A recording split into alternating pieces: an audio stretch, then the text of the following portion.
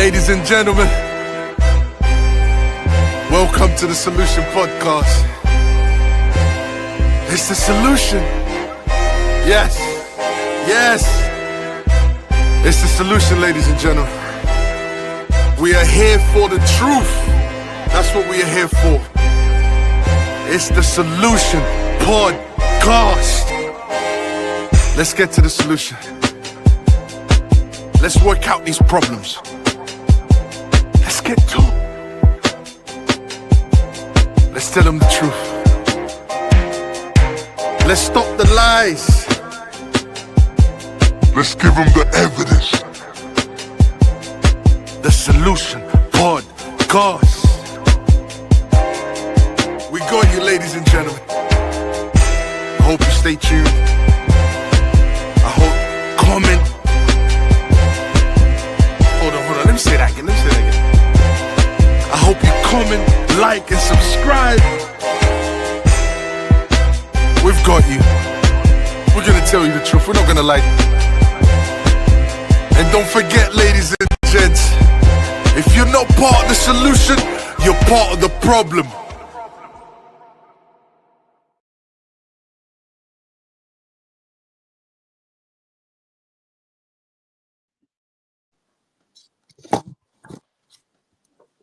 And we are live. Yes, welcome to the Solution Podcast, everyone. This is a midnight coffee, and we are talking about Chunkz. So there's going to be a lot of freestyling as we go along, okay? This is just a chat about what's been going on. I've got her son with me. And shout outs to anyone watching. What's going on with Chunkz, man? How you doing, everybody?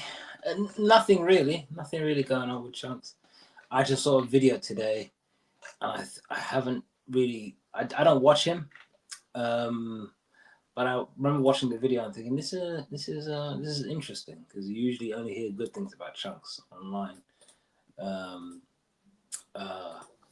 and this is quite interesting. I thought, oh, I didn't really pay attention to much of this, but let me maybe have a midnight coffee about it and see where it goes from there.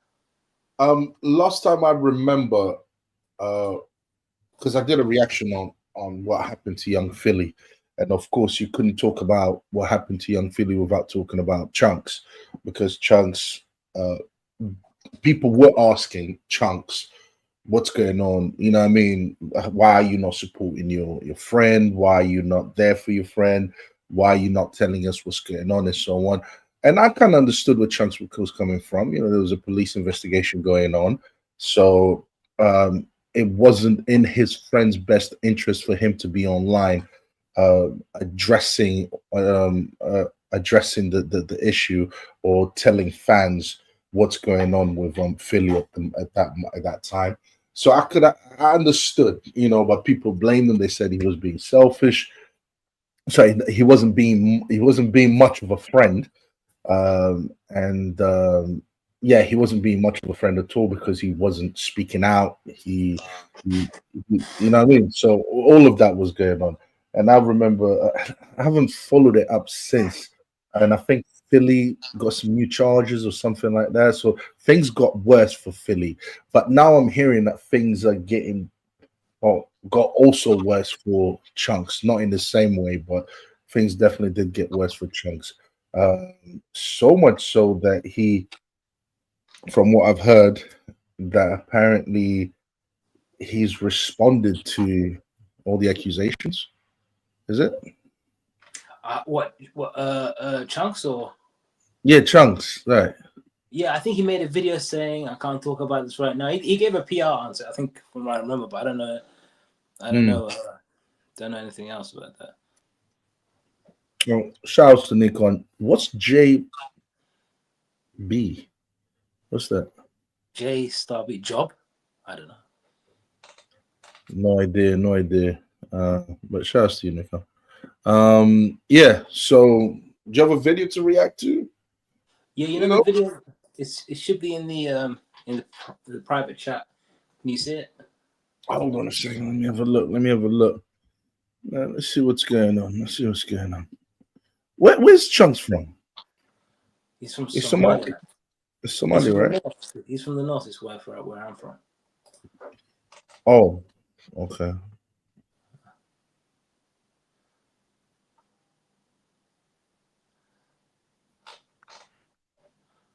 Hold on a second. Let me see if I can put this up on the screen. I'm sure to everyone watching.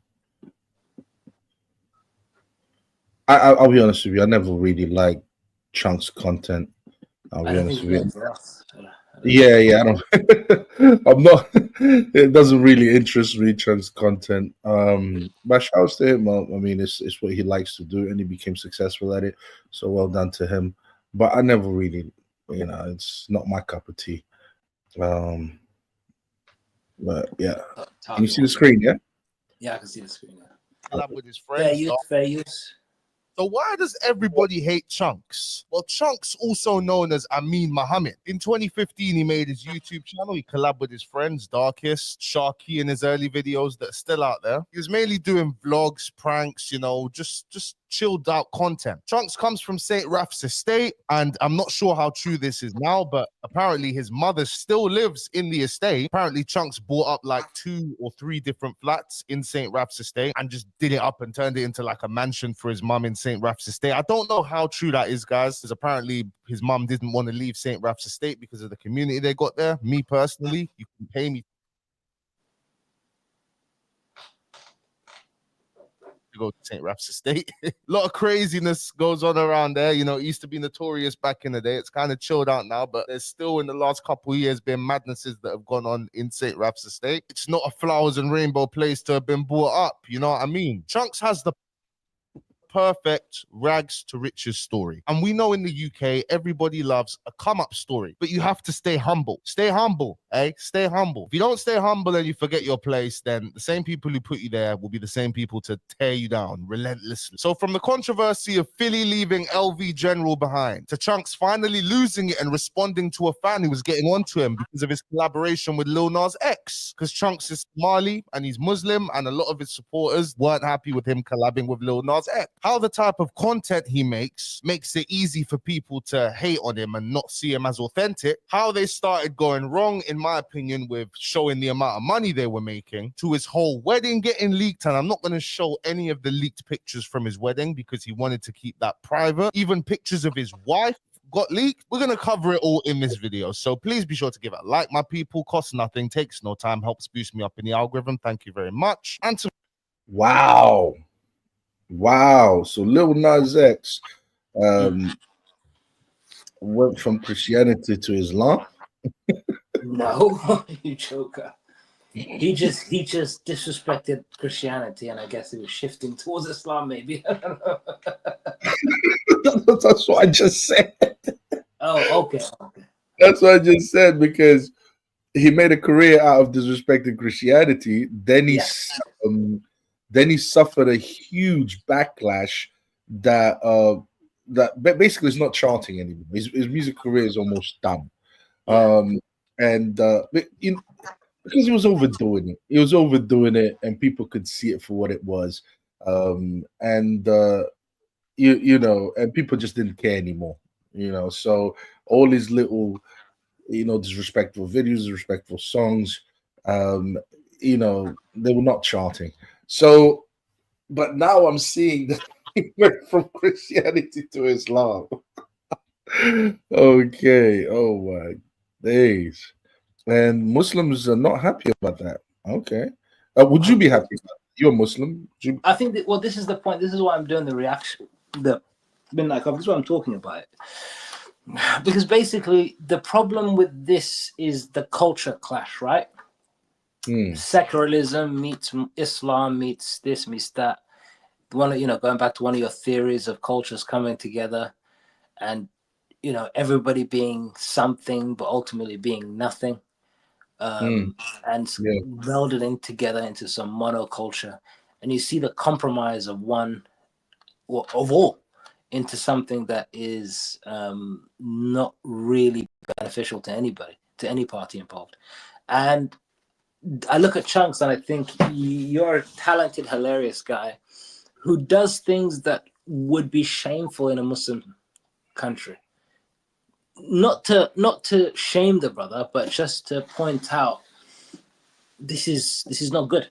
Now he gets a lot of hate and even faces racism from what I've seen online, from more the Muslim community than anything else. Well, not anything else, but definitely enough from the Muslim community to notice it. But the content that is created,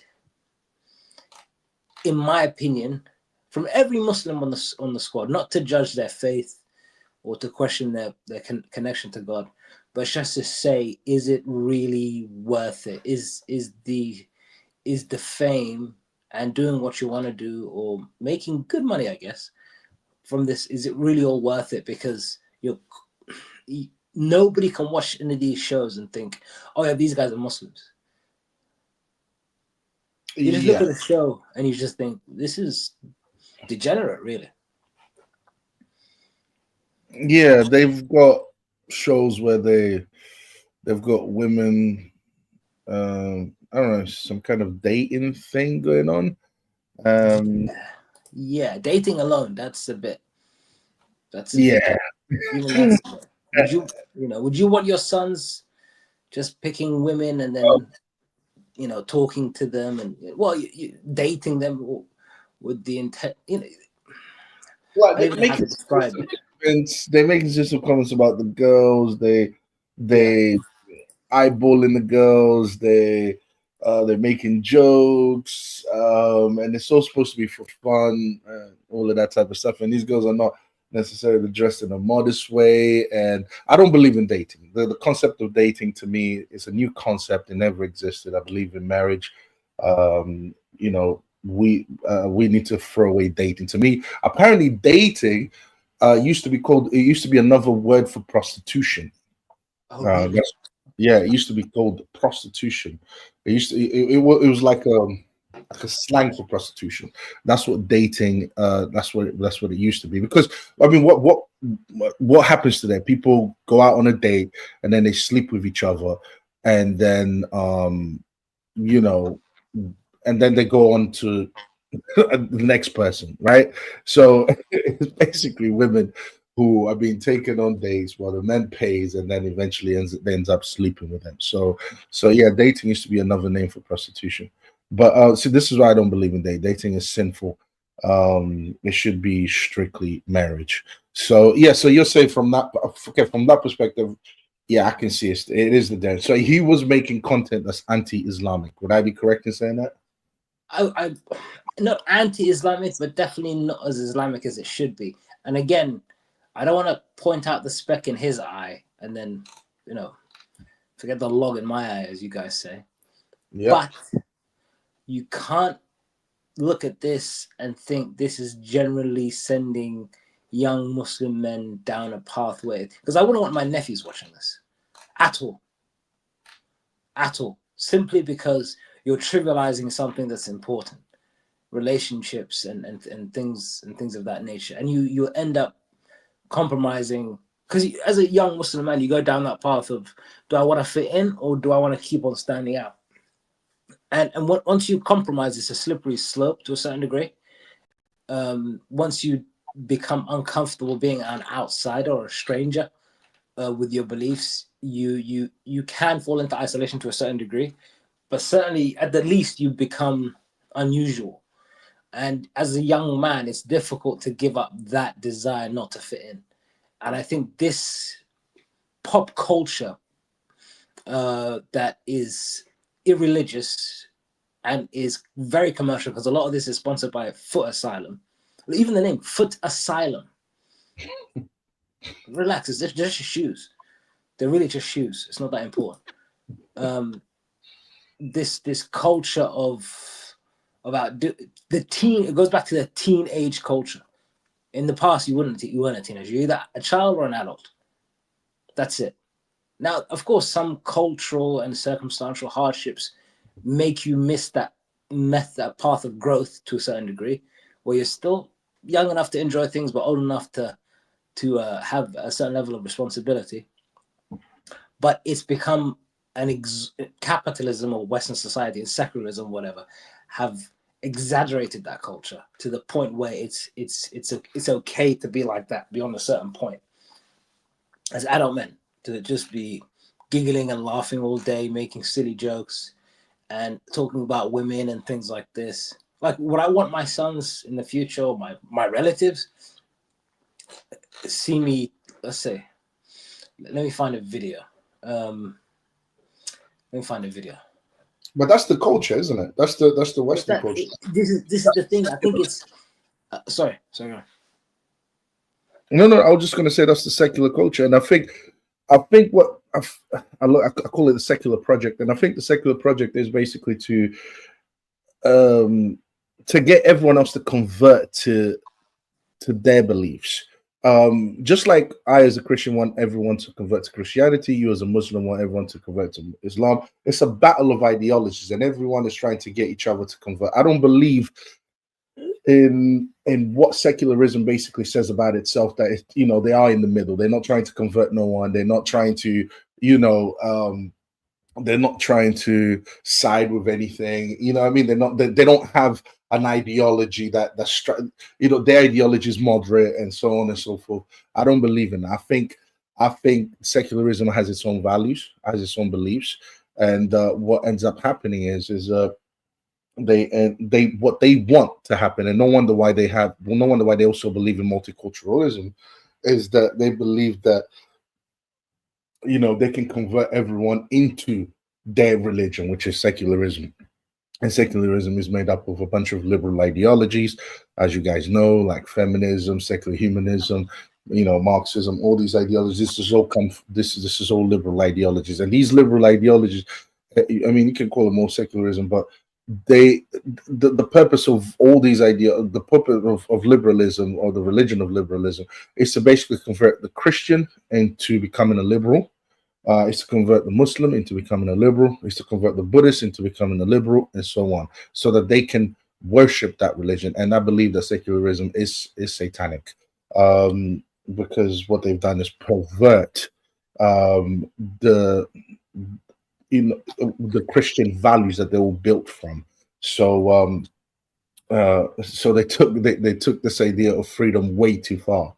And so on. But yeah, that's what I believe in. I believe that your complaint about Chunkz here, what you're complaining about Chunkz, is basically what's happening to a lot of young men. Like you said, I don't want my nephews seeing this. Why? Because like this, yeah. Because it has the potential to convert them into believing in that type of stuff when you don't want them to do it. There's a lot of Christians and a lot of Muslims that don't like the secular culture because of the degeneracy that it promotes, and the fact that it can affect their kids into believing in all this nonsense. Secular culture basically turns girls into whores.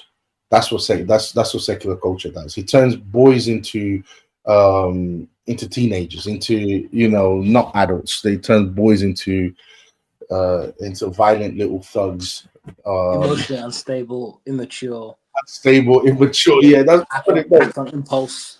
Act on impulse, exactly. Not on logical reason. Grown men talking about the PS5 is coming out or whatever, or the PS or whatever. All right, man. Yeah. Anyway, sorry, bro. You got a video. You got. So you were looking for something, right? Or shall we continue this video? Yeah, it's a bit hard to. We can carry on with this. It's a bit hard to find clips. But this is. All right, good. I mean, I'm sure I could just scroll and I'll find something. Some bucket challenge or something like this. Come on. Oh Lord. Subscribe to the channel if you haven't already, because this is going to be a good one. And also, one more, guys, if you are interested in following an Instagram page that keeps you up to date with the culture, with my opinion attached to it, be sure to follow my Instagram. I'm in the process of turning it into a culture page, and it's going to be serious. We're going to be posting people, blogging about people. It doesn't matter if you saw him at the gym and he's in Thailand. Big up. Yeah, that's the way to be, man. Go live out there in Thailand, man. That's what I should have done, bro. I shouldn't have committed to this space, bro. I should have just, once I started getting a decent amount of who, people are thinking, yo, he got left behind. But yeah, them lot were doing their thing. Chunkz ends up quitting his job. He had a job at Cineworld. He talks about it in this clip here. AJ, I used to work at Cineworld. AJ did. I started at Cineworld February 2014. he started Mark. So I remember being behind concessions, which is where like you get your tickets, your popcorn, whatever, and seeing this short, deeply pubescent kid that was about 14 years old thinking in my head, what is he doing working here? And that was AJ. I had to show him around, do the ropes and stuff, and show him how to clean the screen and stuff. Okay, and I think, don't do that because I know you. This guy talking about teaching. You are the worst teacher in history in terms of. You know what he used to do? Yeah, this is hilarious. When he used to sweep, you're supposed to sweep out the vocal. You know what he used to do? He used to hide it under the. Bro, listen. I'll be honest, I can't be asked to go underneath on my knees. So basically, I would show AJ, listen, this is how you're meant to do it, and this is how you do it if you basically just can't be asked. But this guy, no, I'll do it. You know, it was my first job. You know your first job? You was dripping the sweat. So I remember I was like, anytime I'm clean. But on my first job, I was just trying to find the ways to do things, you know, the way that everyone does, not the way you're supposed to, bro. But I used to work in VUE cinemas, so I know exactly what Chunkz is talking about, bro. There's no vacuum cleaners or nothing, bro. You just got a dustpan and brush and you got to clean up the whole screen, bro. And it's usually just one person. Usually what you have to do, you have to go in there with the bag and then you have to pick up all the trash first. And then you've got to sweep, you know, and it's just, bro, it's actually long. But around the time Chunkz ended up quitting his job, YouTube boxing became a big thing. YouTube became way more commercial. Now that YouTubers are so commercial, people forget that YouTubers never used to be so commercial, bro. But it was mainly that KSI Logan Paul fight that, like, you know, integrated YouTube with boxing to a huge audience. Like, that was the turning point. I want him to get insane, bro. Glow Up is insane, bro. But LV had his travel show that he was doing. From what we can see, young Philly was the first one to get in with Foot Asylum. And apparently when Philly had to go home and it was LV and Chunkz left to finish off this show, it's here. Philly crashes, Chunkz and LV leave. Because they had to record the rest of that, it was just LV and Chunkz. LV says that Philly got jealous because Philly's the one who introduced LV to Chunkz, and LV keeps on saying Chunkz is fine. But this might play into some of the hate Chunkz gets just by, you know, being associated with people who had a falling out. Some people might randomly say, I hate Chunkz. And it was these episodes here that did well without Philly. Philly was meant to be there. Philly was annoyed he wasn't there. That's why Philly apparently didn't get LV on this show with KSI, Chunkz, and him. Does the shoe fit? Viral, went crazy viral, and apparently LV General is not on this show because Philly said not to bring him on. And instead, they ended up bringing in Harry Pinero. They ended up bringing in, you know, some guy from Love Island. I don't even know. And then LV was never seen on the Foot Asylum channel again. We never really see him again. And then JD Sports said, nah, we're not letting Foot Asylum overtake us in this culture thing. No way. So JD Sports starts collabing with Chucky. Then they start collabing with Will and E, all these, man. JD's lost. JD's like, nah, Foot Asylum have won. We need to partner. And now JD's basically a YouTube channel. JD's basically paying Chunkz and these man to just make videos that would get way more views on their own channel on this channel. Trust me. You see videos like this will do like a mil. Like, this is YouTube meta right here. So just think about how much money they're paying these. Now, Chunkz has recently made the Chunkz Show. And if you guys remember, there used to be the Chunkz and Philly Show, my new podcast. This episode was weird. To be honest, big ups to Chunkz. He's got nearly 50,000 subscribers already, 425,000 views in 3 days. This is just a whole podcast of him by himself. And some people say, what I'm doing here is a podcast by himself, a podcast by myself. I don't know. Let's see the comments. There's going to be no hate comments because, you know what I'm saying? You regulate YouTube comments. You know what I'm saying? You regulate YouTube comments. There's a few Philly comments that slip cracks, but it's business as usual when you're at this level. Business as usual. Chunkz and Philly Show was doing well, got shut down, obviously, because Philly's situation is not looking good. His name's probably going to be tarnished forever. It's like, cool, well, I still need my own show. So Chunkz is doing his own show now. Now, me personally, I think the Chunkz and Philly Show is where the hate for Chunkz and Philly kind of increased, where it went to the next level, because we were seeing these guys talking for an hour, you know, talking about things, talking about life. And one thing I always just remember, like, there was even memes going around saying in the Chunkz and Philly Show is literally just them two there trying to be like, we're so humble. We're just so humble. We're so grateful to be here. We're so this, you know what I mean? And the type of content that these guys make, you know, like the Foot Asylum Show stuff, things like that.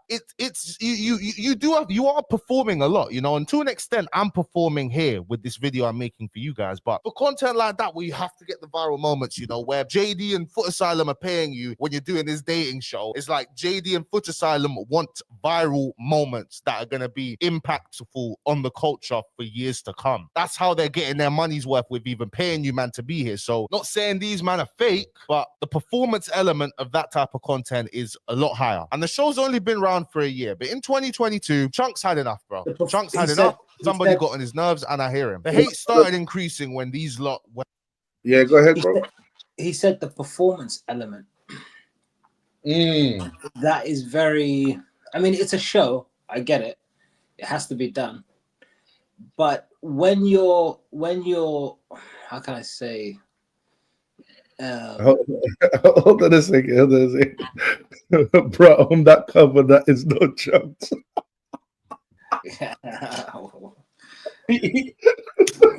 He's cracking me up. What, it doesn't look like Chunkz enough, yeah?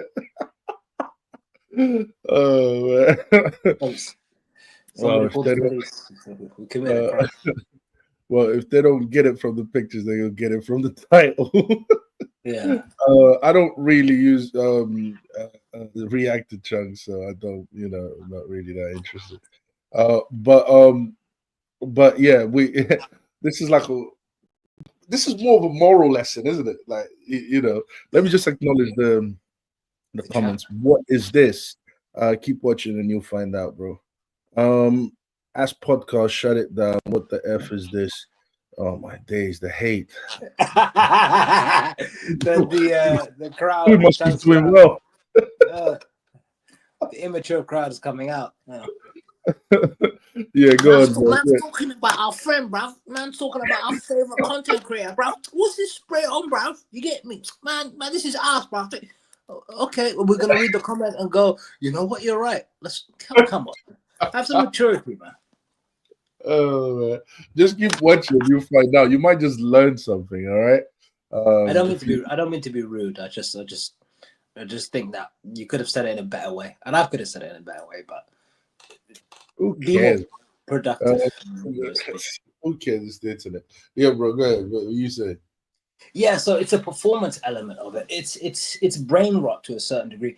And these aren't 17-year-olds and young Philly, Chunkz, the other cast members. These are men in their mid-20s to late 20s.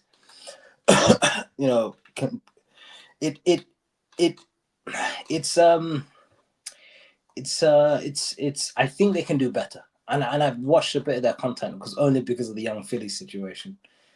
Before that, I didn't really watch much. And I think we have a responsibility to, how can I say? We have responsibility to each other as people. We all make mistakes, and we all should do better. But the idea that, like, for example, let me play this clip. Do you wanna? Should I share my screen? Yeah. Hold on a second. Let me stop sharing this. Because I want to see what happened. What they leaked pictures of his wedding. They leaked pictures of his. Oh yeah. People at his wedding leaked pictures of his wedding. Oh, that's wrong. That is wrong in so many ways. Yeah. So this is just a random clip that I've just seen because I'm just scrolling through, trying. Yeah, hold on. Before you play the clip, how old are these guys? I think. Let me check. I think Chunkz is. He is. Let me just Google it. 29. 29. Because the content that they make is very teenage-like. It's. It seems to be. It seems to be made for. It seems to be made for teenagers. It's like they're targeting teenagers. Or the teenagers. Foot Asylum. That's the brand. Yeah, it's the brand. They're actually quite grown, right? When they're actually quite grown, they are men. Yes, they are men. They're grown men. Yes, but it's keep going. Oh, thanks, Em. Huge news for the unemployed. I don't know what these guys are talking about half of the time, and I really don't. Yeah, go ahead, bro. But yeah, I think Em's trying to be nice.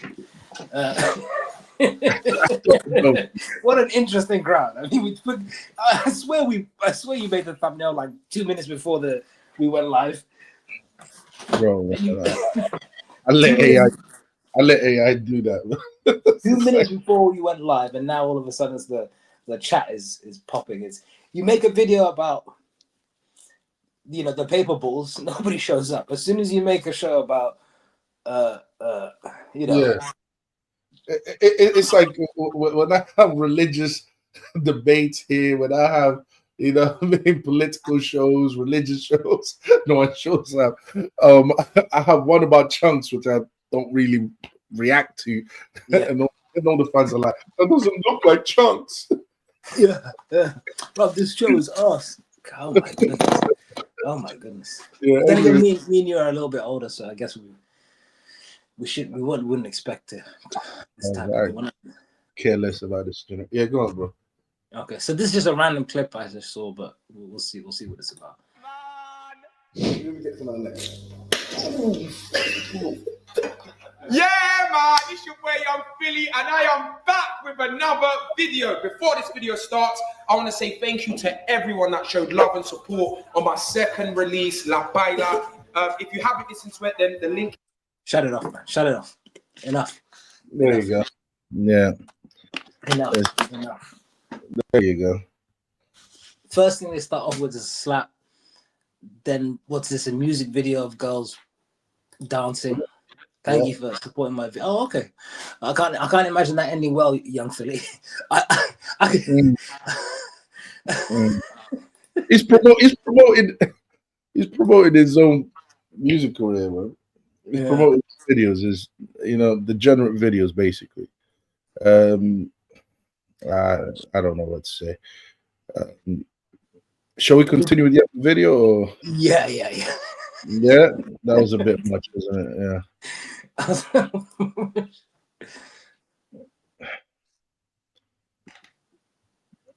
I just think it's so degenerate, but it's disguised as teenage content, and it's actually interesting to see how teenage content these days are so degenerate.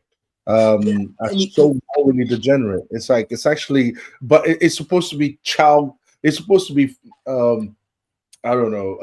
friendly. It's like, comes across as very friendly, very energetic, very animated, and it's supposed to be, thing. And these are grown men making, content for teenagers, because that's not how a grown man behaves.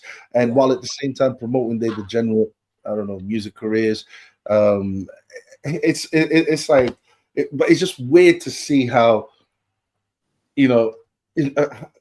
all the different ways that you can be degenerate, all the different ways you can make content that's degenerate for young men and women that are teenagers. It's actually crazy.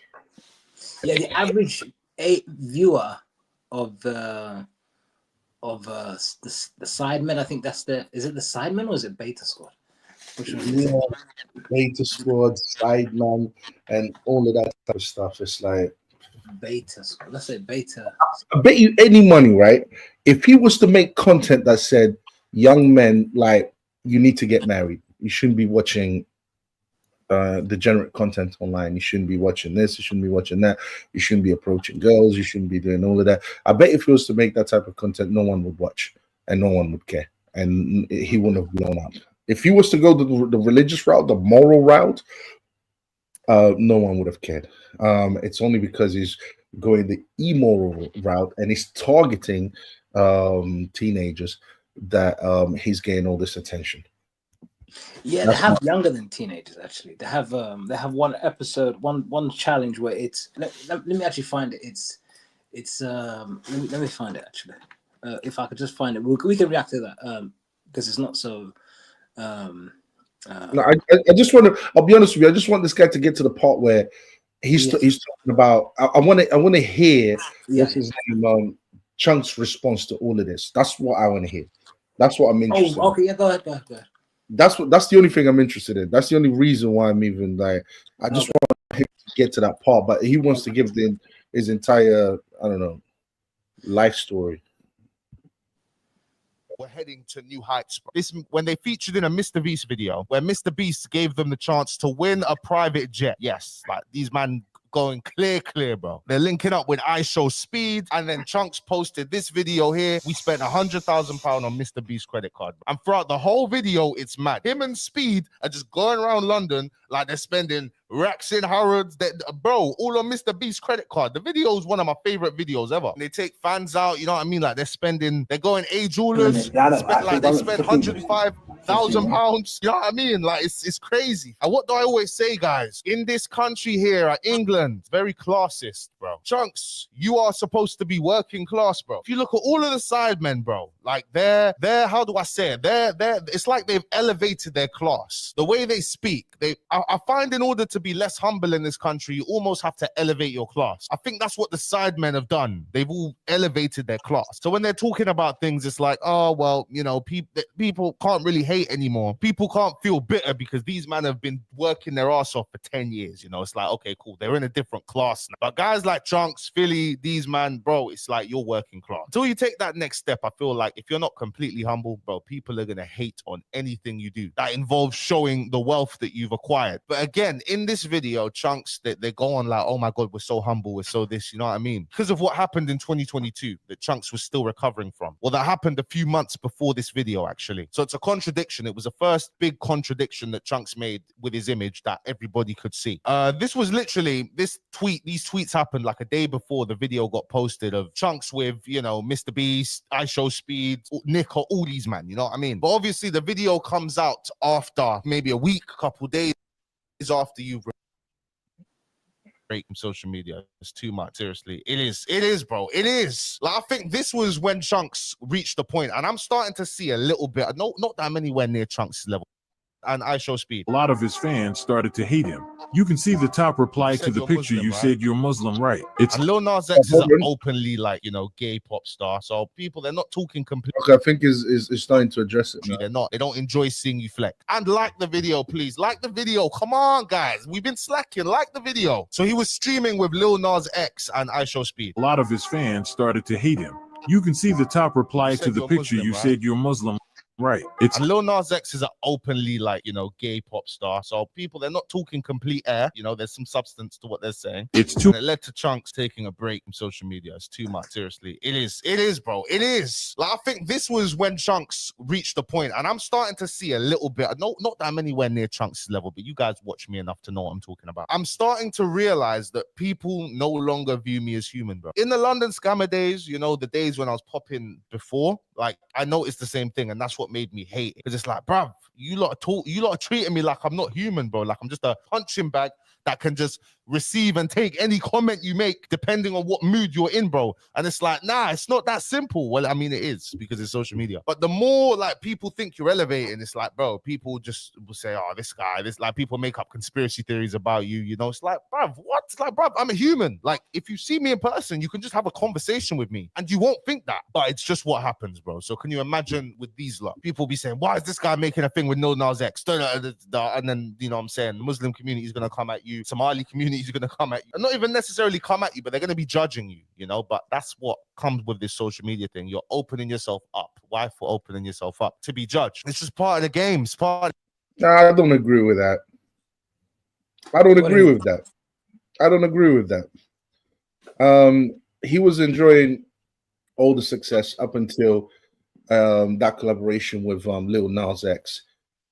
You know, he should know that about the Muslim community. It's not something that you know he should have been surprised about.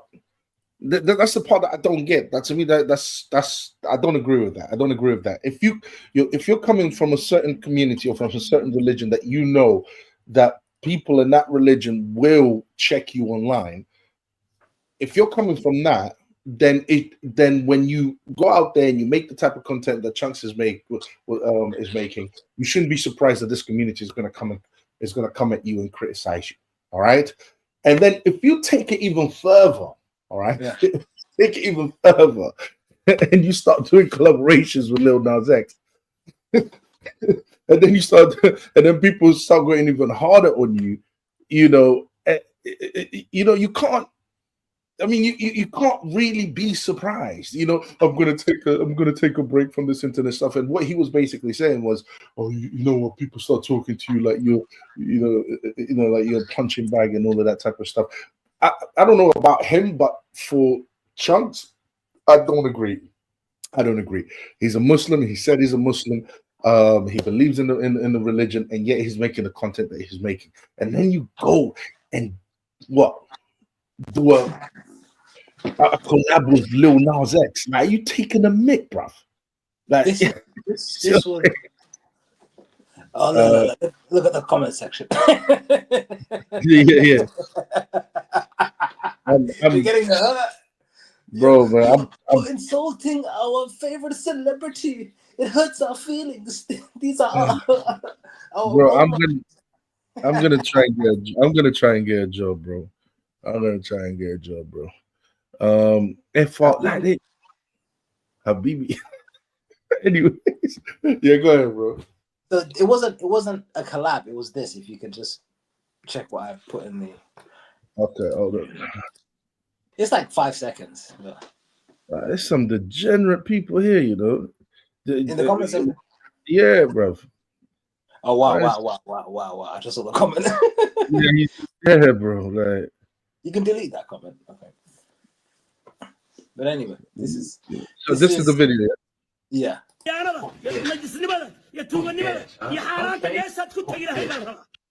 So that's him dancing with this Lil Nas X, and that little move that he did there got him all the criticism. That sort of twerking.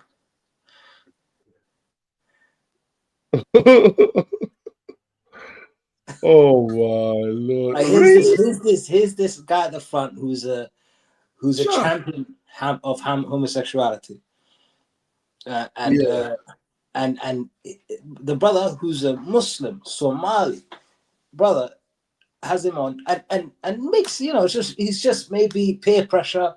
You're in the moment, you're dancing and you just want to be silly, and you know being silly comes naturally or whatever. And you get over, what's the word, you get a little bit excited more than you should do, get a little bit more involved than you should do, right? And then the Muslim community just went crazy. They're like, well, what the hell's going on here? What are you trying to do to our children? Or what are you trying to do to us? What is it that you're introducing us to? This champion of homosexuality. Shout outs to Peter. Keep doing what you're doing. People will hate regardless. Yeah, that goes without saying. Shout outs to you, Peter, for that comment. Some idiot UK tubers are dying. What the hell? I don't know. I think he's talking about. It's not us, but yeah, it's like there's another degenerate comment from CJG. Yeah. Habib is not being so friendly anymore. Insulting other people in the comment section. This is crazy. Oh my days, man. Anyways, yeah, just ignore it. Yeah, what'd you call it? Bro, that was okay. So he's a Muslim. Why would he do that? He's a public figure. Why would he do that? Well, this is the thing. This is YouTube. This is the social. This is you know, everybody cheering on, you know, being inclusive and nobody judge and blah blah blah blah blah, and we're all together and we're all best buddies, and you don't be homophobic, don't be this, don't be that. It's like, well, it's good that we respect each other, but does that mean we strip ourselves of our identity, our moral identity?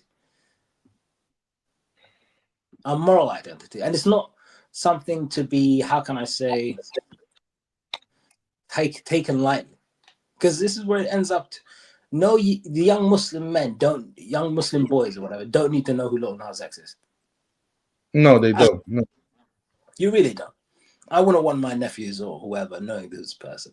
I wouldn't want them to watch, you know, Shits and Giggles episodes 3 and 4 with Chunkz, or the bucket challenge, whatever. And then the following week it's Chunkz dancing with a guy called Lil Nas X, and then they Google Lil Nas X, and then they get exposed to that. Then it's like, well, how can you undo that now? How you have a certain level of responsibility as a Muslim man to your fellow Muslims. And don't get me wrong, this is a long time ago. I'm not scratching, how can I say, I'm not trying to, again, I'm not looking in the log in his eye, no, the speck in his eye, and then ignoring the log in my eye. I'm not perfect as well. I should do better.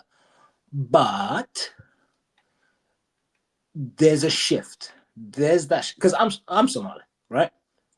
And I was really happy to see young Somalis becoming more, because in my generation, my days, nobody liked you in the streets. You know, back in the day, you know? Barely walking the streets, bro.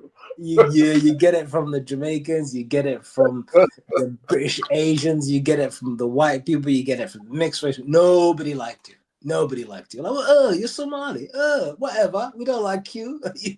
You go to the shop, you get it. You go to get the Indians trying to mess with you. You get, people, not Africans, because Africans weren't as liked as much as Caribbean. Because if back in the day you were the white or you were Jamaican, and those are the only two social groups that anybody really gave a crap about. Everybody else was just sort of, and Asians to a certain degree, I guess.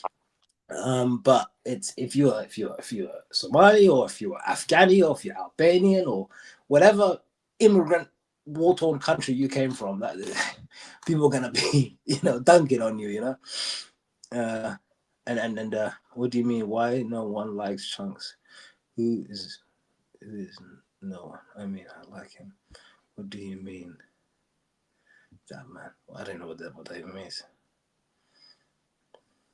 Anyway, so yeah, the point is, and then I was glad to see young Somalis becoming more acceptable in mainstream, and get to see how funny we are, how normal we are, how cool we are, normalizing just being a part of the society, right? Becoming more visible, not being other. Do you get my point? But if this is a compromise, hi, I don't need it, man. Nobody needs this, man. Nobody needs. I don't want to be. Hey, I like your ass, and why don't we go on a date? Blah blah blah. No. Come on, we're Muslims. We don't.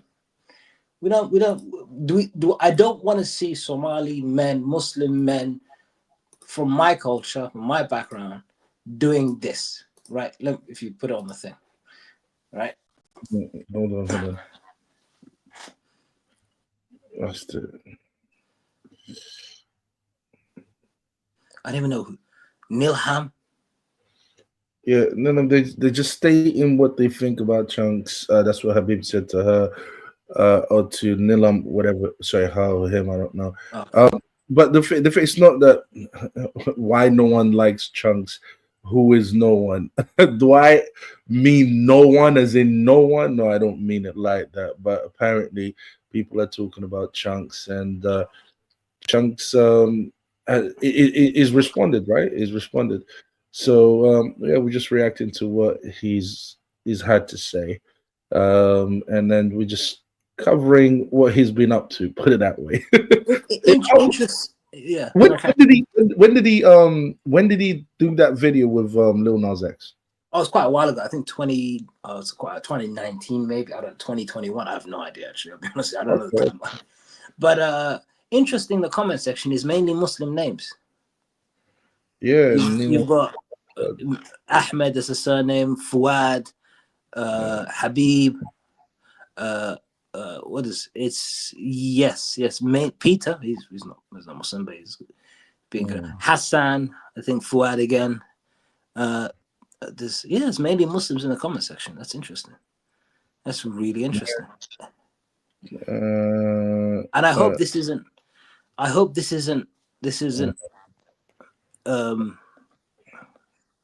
Chunkz is a goat.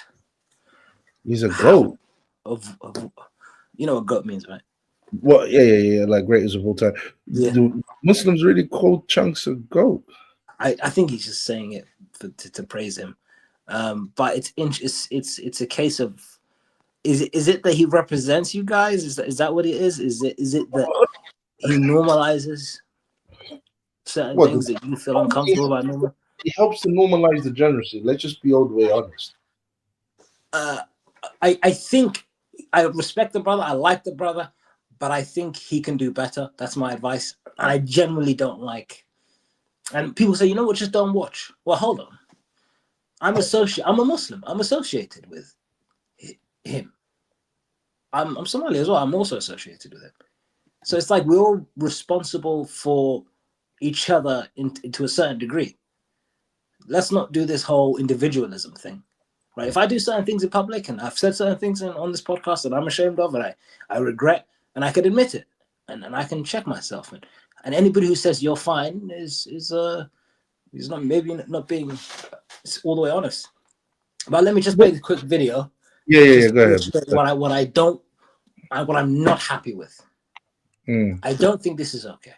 It's just without sound. I just don't think it's okay. I don't think our integration into the society as Muslims is healthy.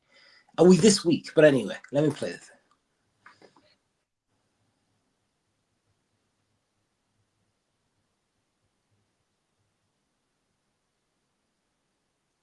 What is I'm gonna this? start laughing, bro. Oh no, oh no. I'm not saying be mean-faced. I'm not saying be harsh, but maintain a masculine Muslim identity. And that doesn't mean Andrew Tate. That doesn't mean Andrew Tate.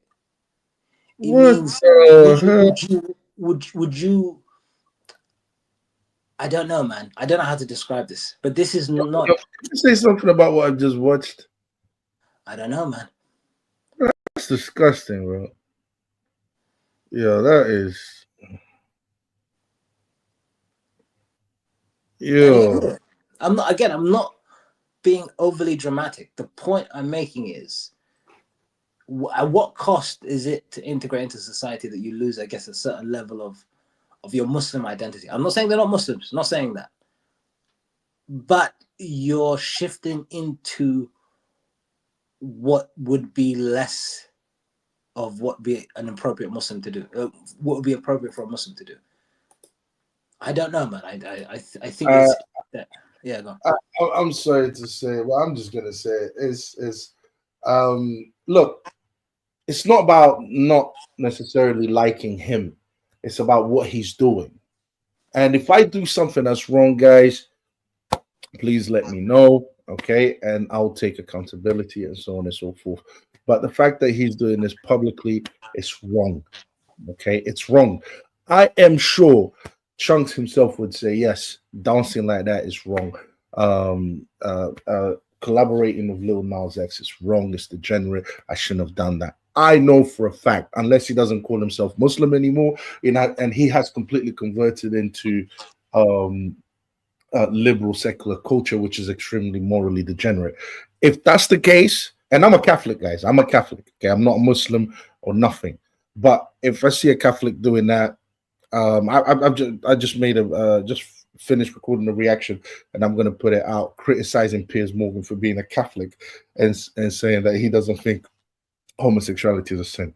The problem, the thing is, when someone does something wrong, it is wrong, and I expect if I do something wrong for someone to tell me you've done something wrong. It's nothing to do whether you like the person. He might be a very likable person. He might be someone that you want to speak to all the time. Do you understand? But what he's actually doing, all right, because that's what we are seeing. That's what's being shown to the public. Remember, he's a public figure, you know. He influences a lot of teenagers, a lot of kids. He influences a lot of you clearly on the comment section because you guys are losing your minds. And he's telling you that what he's doing is okay. And it's not okay. Morally speaking, it's not okay. I don't care. I don't care what race he is. I don't care what background he is. I don't care, bruv. At the end of the day, he's choosing secular, liberal, degenerate culture over morals. And we got guys like Dr. Garad saying we like Chunkz. Neelam Fuad, he said something about judging people. Ain't got nothing. Listen, everyone judges. We naturally judge people. It's about judging righteously, okay? It's about judging righteously. If I'm a public figure, I'm not going to do anything that I believe to be immoral publicly, okay? Especially if I've converted. If you're not living according to your religion, then you know, you're gonna do stupid stuff. If you're starting to live according to your religion, I don't know, because he calls himself a Muslim. Okay, if he turns around tomorrow and he says, "Look, I don't really believe it.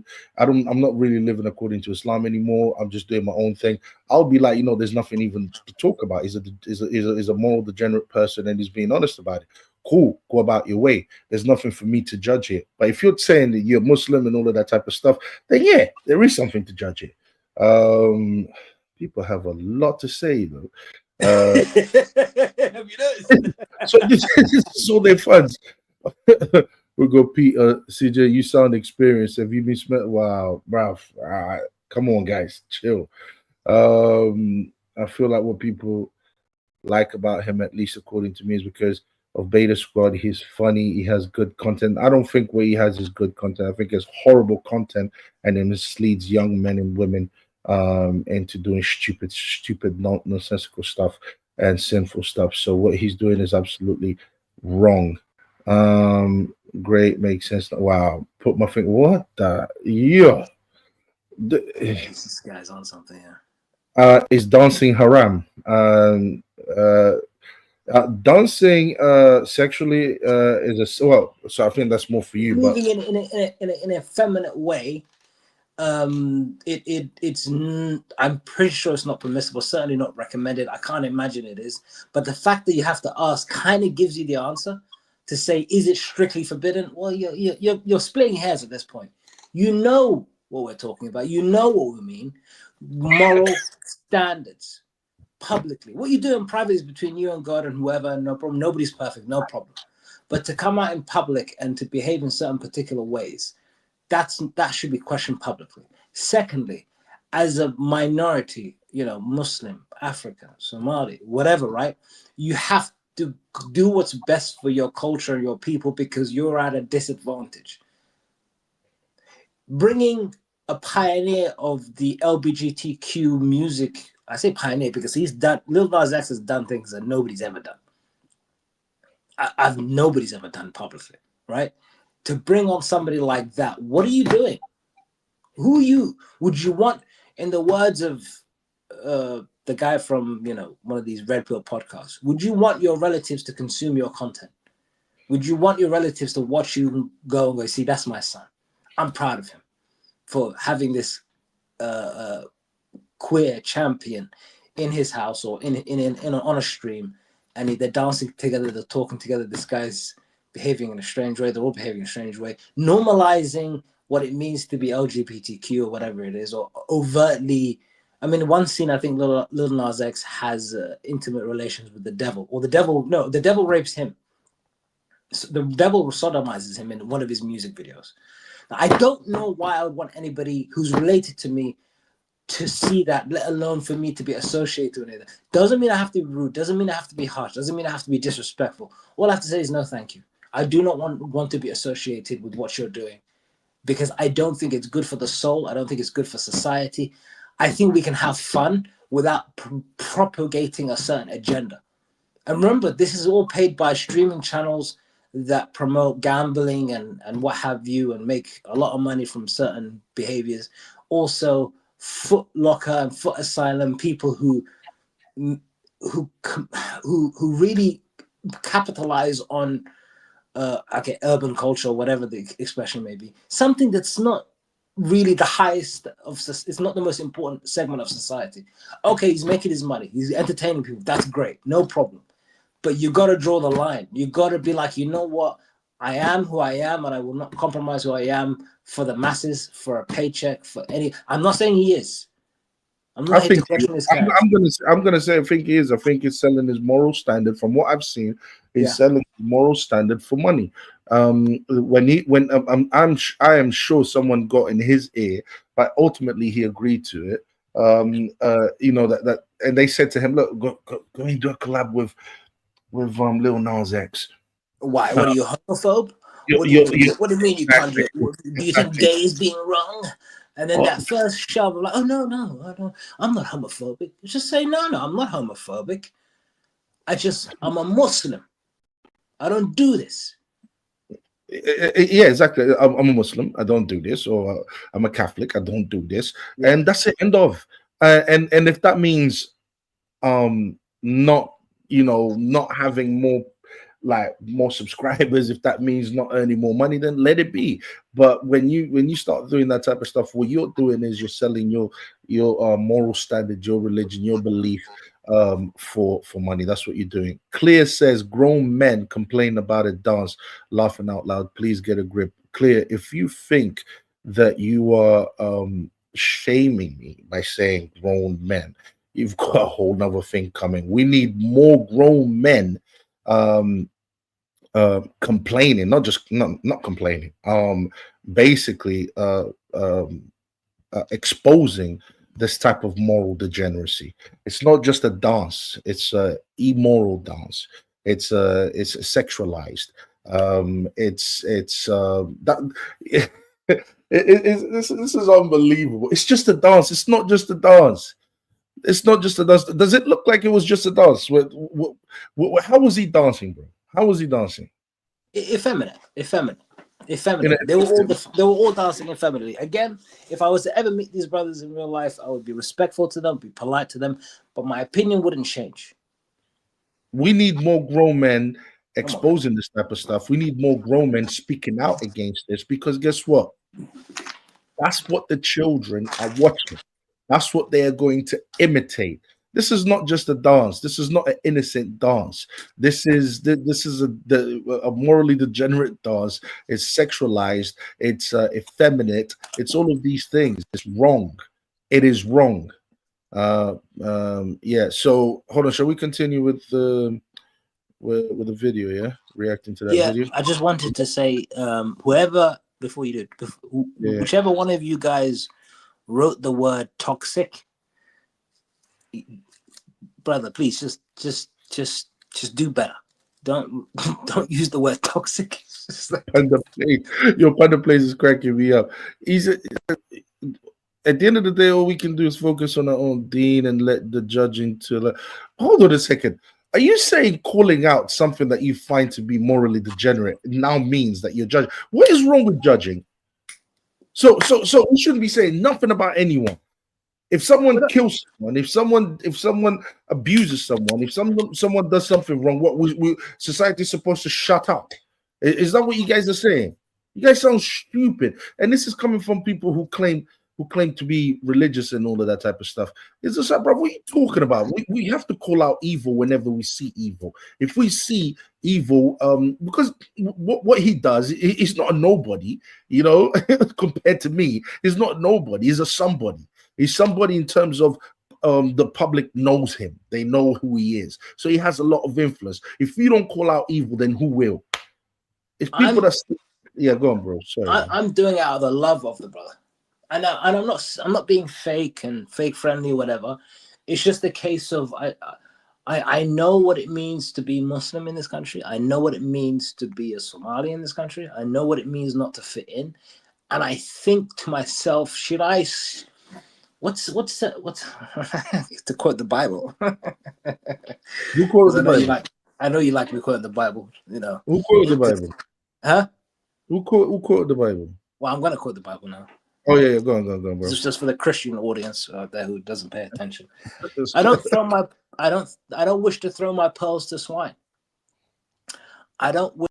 I may be misusing it or misrepresenting the verse, but the point being is, I don't want to sell myself short for a minimal gain, a small gain. I don't want to fit in I don't want to lose my faith or my rujula, I think is the word, my dignity, my honor as a Muslim in an effort to fit in. Oh, only Allah can judge. He already has. He says, don't do this, don't do that, do better than this. Remember me when you remember me, I will remember you. You know, he's gone into great detail. So let's not pretend like he hasn't responded to these points. We're reminding each other of good. I'm not sitting here going, you're the bad guy, you're this, you're that. It's more like, you can do better, brother, get up, and everybody else can do better. And you standing up for something brings more hope to the rest. And this is I make this video because I see this problem within the British Muslim community generally. Hassan Farouk, he said, Hassan Fuad. So did he get a job? We're literally on the live right now, and this guy, man, Hassan. You get a job. You get a job, Hassan. You said something that was very interesting. You said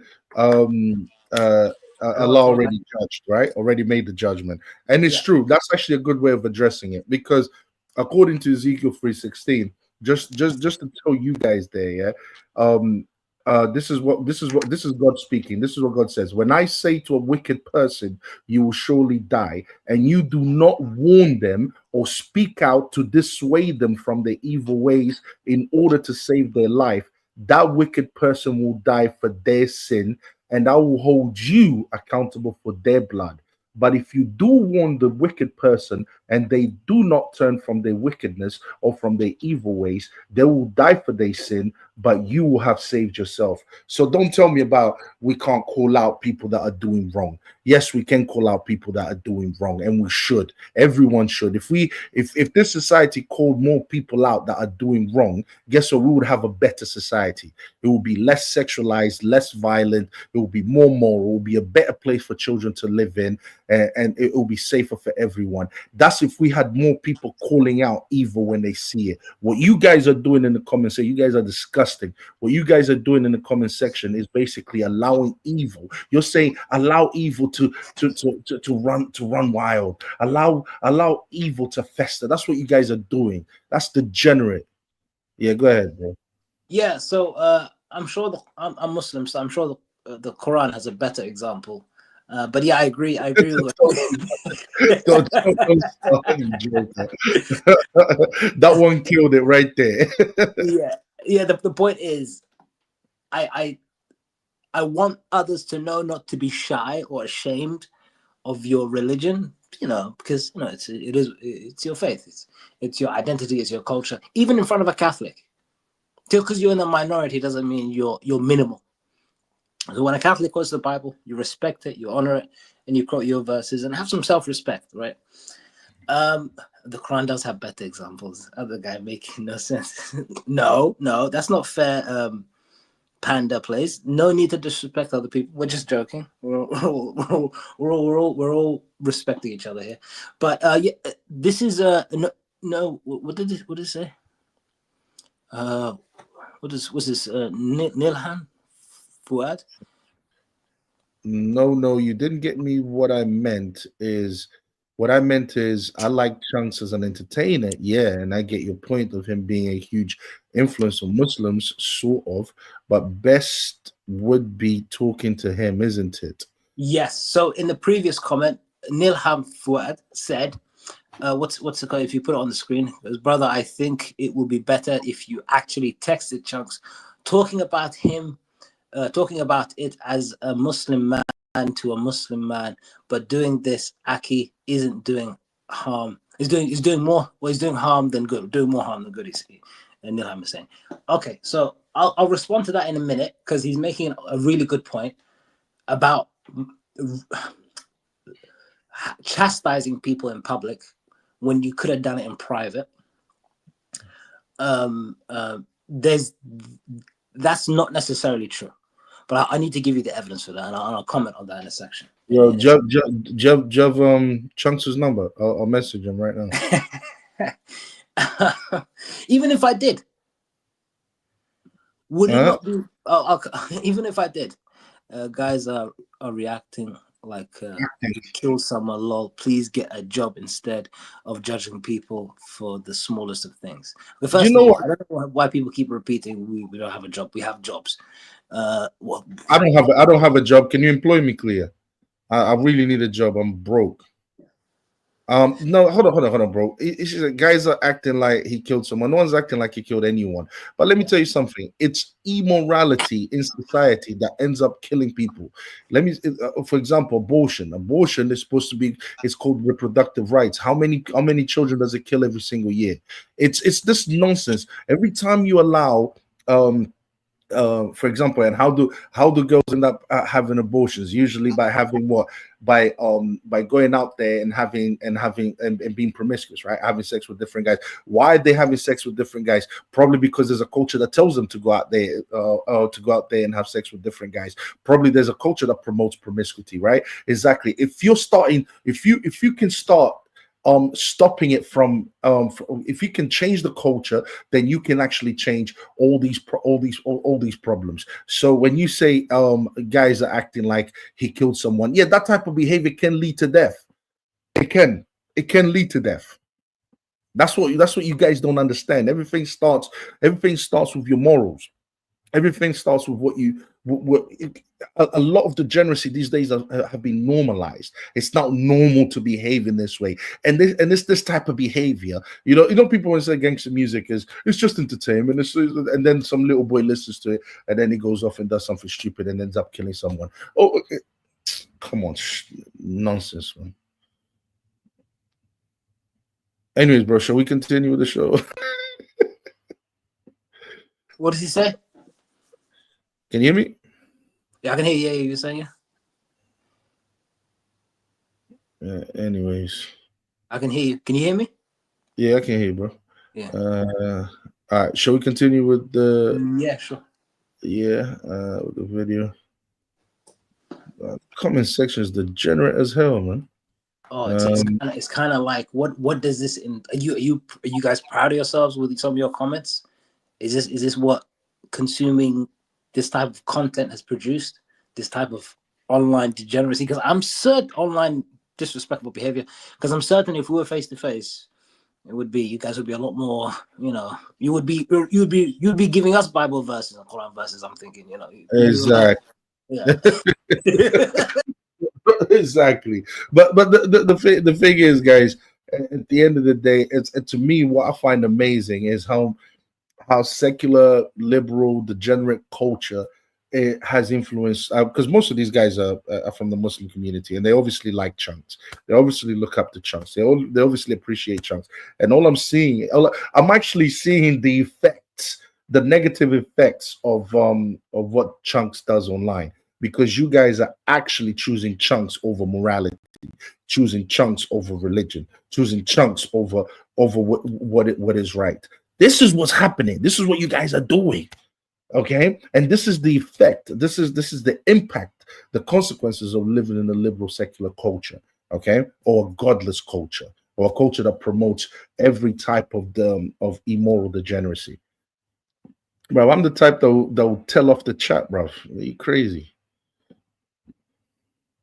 The game. Nico did reply and did say people need to stop crying about other people's lives. Well, Nico, you know that's never gonna happen, bro. Nico's one of the fortunate ones. He's always in, like, he's you can never really hate Nico, bro. He doesn't do the flexing thing. He's a troll. He's funny as hell. He makes great videos. Like, you can't ever hate Nico, bro. Nico's navigated it perfectly. In this video, Chunkz does You know what's mad? That video wasn't even the video I was supposed to watch. It was this video. And it was in December 19th, a month after the Lil Nas thing, where he took a break and I think he started to come back after this break. And my man's angry, bro. He finally has enough and he gets annoyed at a fan. And I hear it, bro. I hear it. Chunkz did tweet out, "Oh yeah, been holding this grudge from the England game. Man scored a hat-trick and still lost." A fan did reply, "What a social media break from Chunkz. Go twerk for Lil Nas X." Chunkz did reply, "Wallahi." And that fan said, "What a social media break from Chunkz," like in a sarcastic way. Go to work for Lil Nas X, you bastards. That means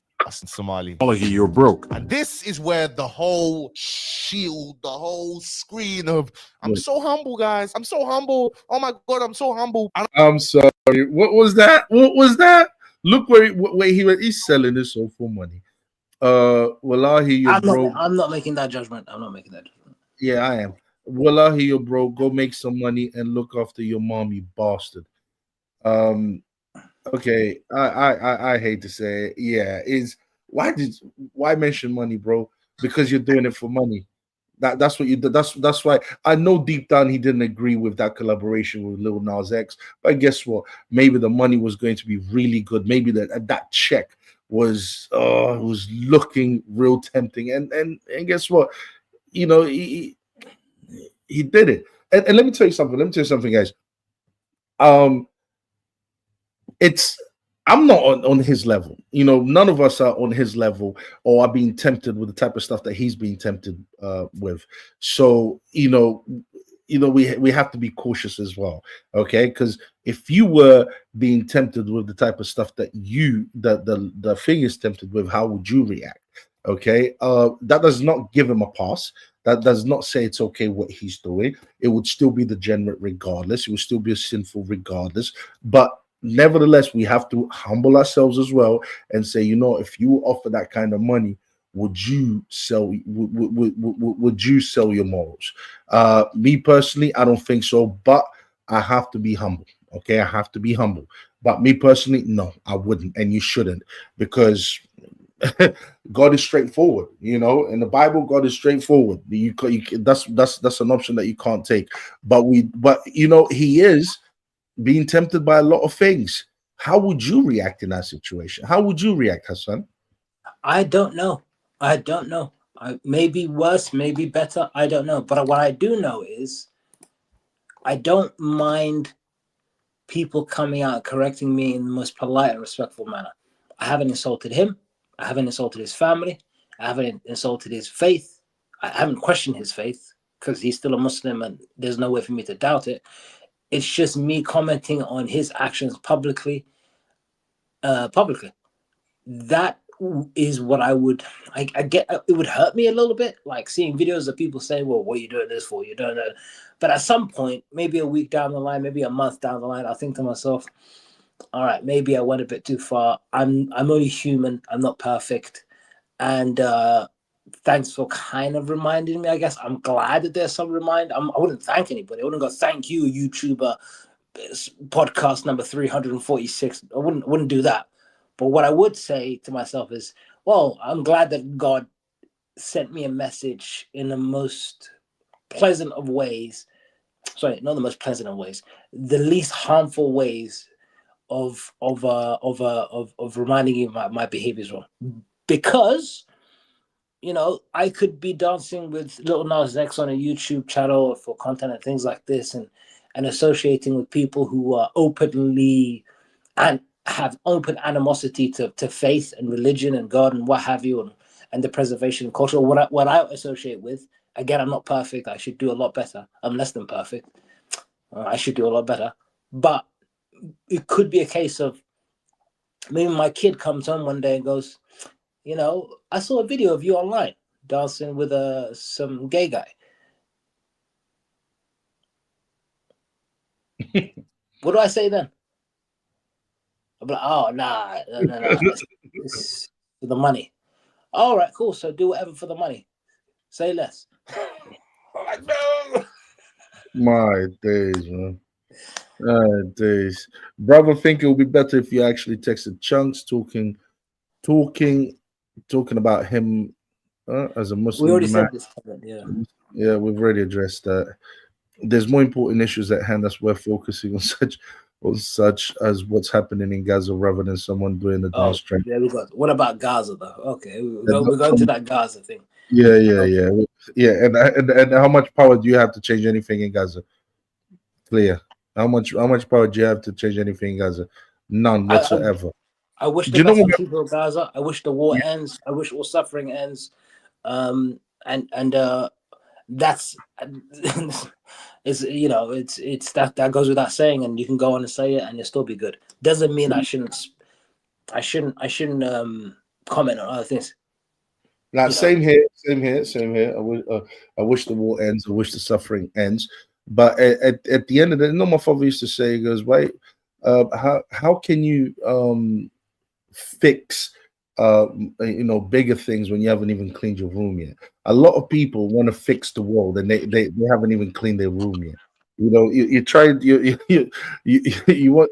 to reach for things that are beyond you. Why don't you try to reach for things that are right next to you? Why don't you sort that out first? You know, and this is something that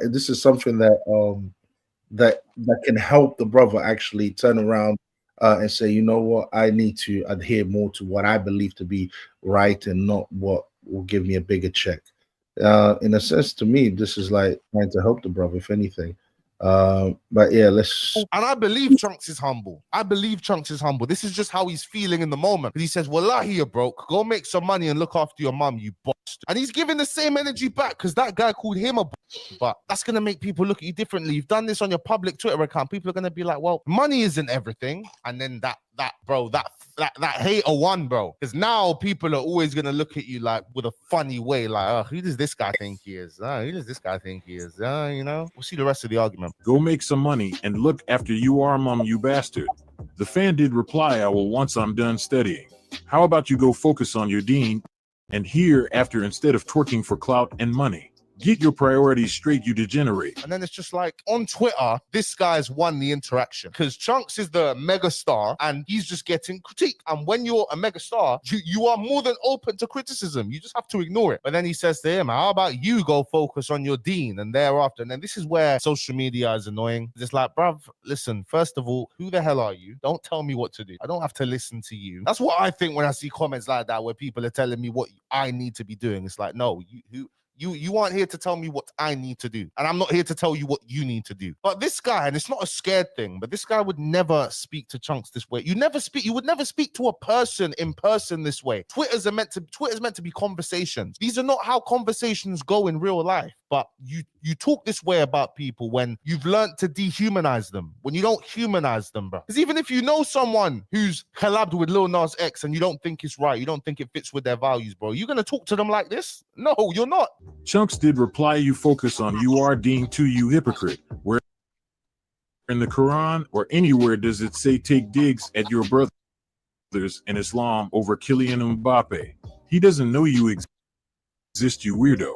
The fan did reply now, but I'm sure twerking for a devil worshiper is the right way in this life, isn't it? You would sell your soul to just be acknowledged by Mbappe, so where do you stand in this? I think when it comes to the sell your soul, and at that point there's nothing more to be said because there's no room to really engage in a proper discussion here. And you learn very quickly, like, bruv, there's no point responding to no comments like that because their intention's not to have a proper conversation, a back and forth, or be enlightened, just to spread their negativity, bro. So this is where Chunkz got drawn out. And then we've got Chunkz' wedding.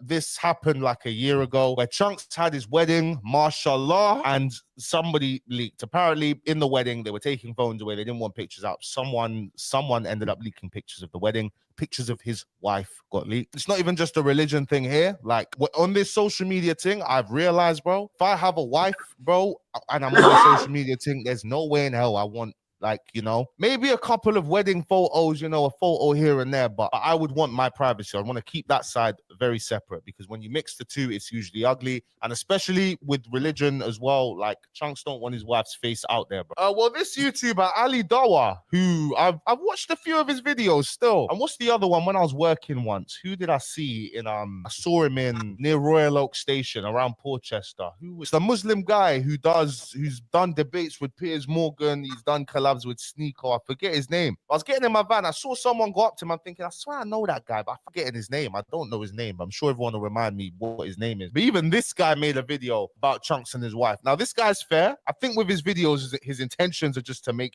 you follow Allah, bro. I think mixing the content with what he does I don't think you can really find a better balance than how this guy's found, yeah? But boy, if this guy's made a video on it, he could be going in still.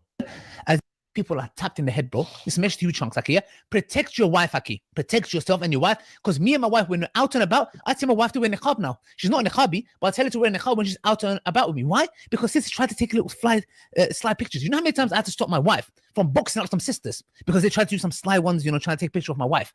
Okay, how many times I had to stop my wife from boxing up some sisters? Yeah, I'm not saying... Okay, mad. And the thing is as well, like when the photos got leaked, I wasn't seeing any positive comment. I know it's Twitter and, you know, Twitter hates good news, but fam, I was thinking, no way this is this negative, bro. Like, look at this. Look at this guy, bro. Chunkz controversy continues. He was spotted throwing after party wedding with his Janir friend. Promoting mixed generification congregation. Like, what the hell, bro? Oh, yeah, I'm not getting copyrighted by Shenzi. And then also, before his wedding, he linked up with Yanamaz. Can we get sound on this video? Yes, we can. And rap. This looks like a roll. But UK does not like this stuff, my brother. They don't like this stuff, bro. What made you blow up? What made you get to where you are was your relatability. This guy from St. Raf's, you know? And I understand that you have to grow. As a content creator, you have to grow. You are going to level up. You do want to... Anyways. To be fair to the comment, if you did want to say something? Or? No, go ahead, bro. To be fair to the comment that he's making, he's right.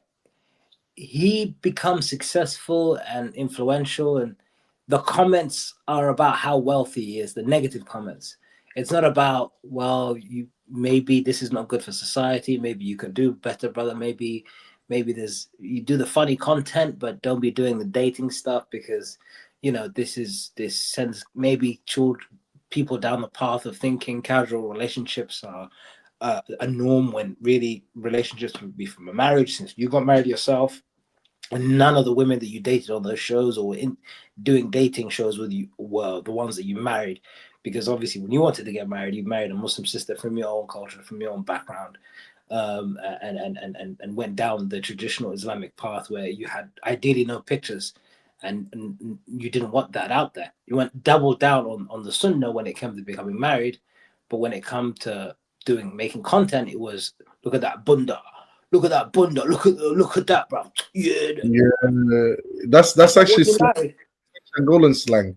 That's Angolan slang for, you know, Oh, is it? a woman. A woman. I didn't know. The word bunda is actually what Angolans say. He got that from, that's Angolan slang for, I think for culture women. got it from, not just him, the UK culture got it.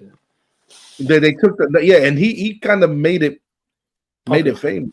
Yeah, he made it popular. Interesting. Yeah. That's what you're famous for, you making a comment about another man's a woman's backside. You wouldn't want nobody talking about your wife like that. You don't even want pictures of the wedding. You don't want somebody to go, oh, look at that bunda, bruv, about your wife. No man about wants your daughter. that. He definitely doesn't. He definitely doesn't. You see him at the wedding pictures. See it, proper Islamic garb. So is it that you see the culture that way and you're happy to indulge in that, promoting that degeneracy, but when it comes to you want to double down on the Muslim way of life, that you don't want pictures at your wedding? You want to dress in full Islamic clothing during the wedding? What's that about? What about all those kids that saw those? They're not going to see the wedding. They're not going to see the part of guys. Don't go around dating. Don't take women that are going to come on a dating show seriously. They're going to be on a date with your friend, and then a date with another friend, and then a date with you. And then when you go, oh, look at that bunda, she's not outraged and feels objectified. But when it comes to getting married, you want the proper traditional path. What is this? It's not entertainment. You play with things that are entertainment. You take seriously what is taken seriously. It's a bit selfish to a certain degree, but these people are idiots, and mostly in the comment section, it seems like, who don't even see that. I think you said it all when you said, would you like people addressing your women in that way? About addressing your sister in that way. You know, look at that bunda, look at all of that. And this is something that he was helping to normalize, to popularize. And you're absolutely right. It's like when it comes to you don't want, yet you're popularizing something that is wrong, that is morally wrong. Why don't you just stop doing that? What do you think of this guy's comment? There's a banger, Devon. Sorry, I really think you have a problem. Why does he think you really have a problem, right? How would you come online and say this about someone in the internet? How would I come online and say this about the internet? What did he say? Yeah, exactly. What is it that we said? We are talking about something that's being talked about on the internet about a public figure. It's like, what? Why is this paining you so much? You can easily talk to him privately. Paining me? How is this? So how exactly is this paining me? I didn't know I was in this type of pain. Like from what he's saying, I'm in a lot of pain. You know, it's paining me. This is not paining me. I'm just addressing what's being talked about, what people are saying. I'm giving my perspective. That's all it is. But why is it paining him so much that I'm talking about this? Yeah. Hold on. You want me to share this video, bro? Yeah. So for every question coming up, why can't you do this privately? Why can't you do this? Why can't you just DM Chunkz, like I've got his number or something, and I've got in his ear, and even if I was in his ear, you know, whatever, man. I'm just commenting what I see on YouTube. I'm sorry that I insulted your sheikh. Sorry, guys. Not sorry, but you know what I mean. It's difficult for you to accept the criticism of your favorite YouTuber, who's a human being like everybody else, and me making minimal comments, not questioning his personal life, not questioning his family, not questioning his faith, not questioning his integrity. Well, to a certain degree, I am, because the fact that you won't have pictures at your wedding, and people taking pictures at your wedding, but yet you're doing these dating shows, just objectifying women like, oh, look at that bunda. That's quite disingenuous. That's quite a double standard. It's quite a double standard. And not one of those women that you dated and thing were the ones that you married in the end. Because obviously they're there for entertainment, right? What do you anyway? And collaborating with devil worshiper. Oh yeah. And which is, if I see someone, whether a Hajji or any other person, doing a sin or doing a mistake, is it an obligation upon me to correct him? Akhi, let me ask you this. If you just came out of the bank and you cashed your paycheck, and it's the beginning of the new month, you have to pay the rent, you have to buy groceries, you have to pay your installments of the car, etc. And as you left the bank, you dropped unintentionally your wallet. How would you feel if people looked at you and did not bring that to your attention and let you go and leave, and someone else took your wallet? How would you feel?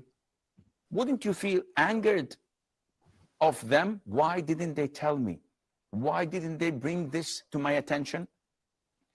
The same thing goes when I do a mistake, or I do a sin, or I prostrate on my full arms, which the Prophet ﷺ said that this is the way that a dog prostrates, and it's haram. And you see someone do this, and you say, I'm hesitant to tell him.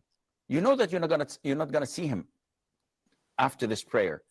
He's gonna leave. You don't know him. He's no one to you. Wouldn't it be a little bit more friendly to say, Akhi, I love you for the sake of Allah, you're my brother, you're a Muslim? The Prophet prohibited us from praying like this. If you saw someone doing another mistake, you correct him, you advise him in a very gentle way.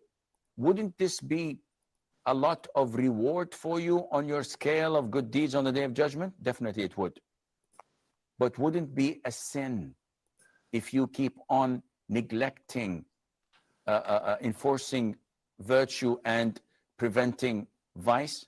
It definitely is. This is the virtue of our ummah, that we tell people, we advise them, we try our level best to bring good into their life and to save them from hellfire. Now, okay. Now the point of the video is to make clear that if you see somebody doing something wrong, obviously try to advise them.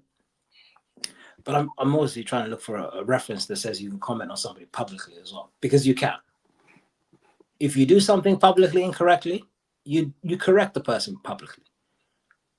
Because advising the people, like the people in the comment section, who are so upset that I may be, stopping the bucket challenge episode next week or whatever it is that you guys are waiting for, with my words of, hey, maybe brother, you did a mistake, and we need to collectively do better,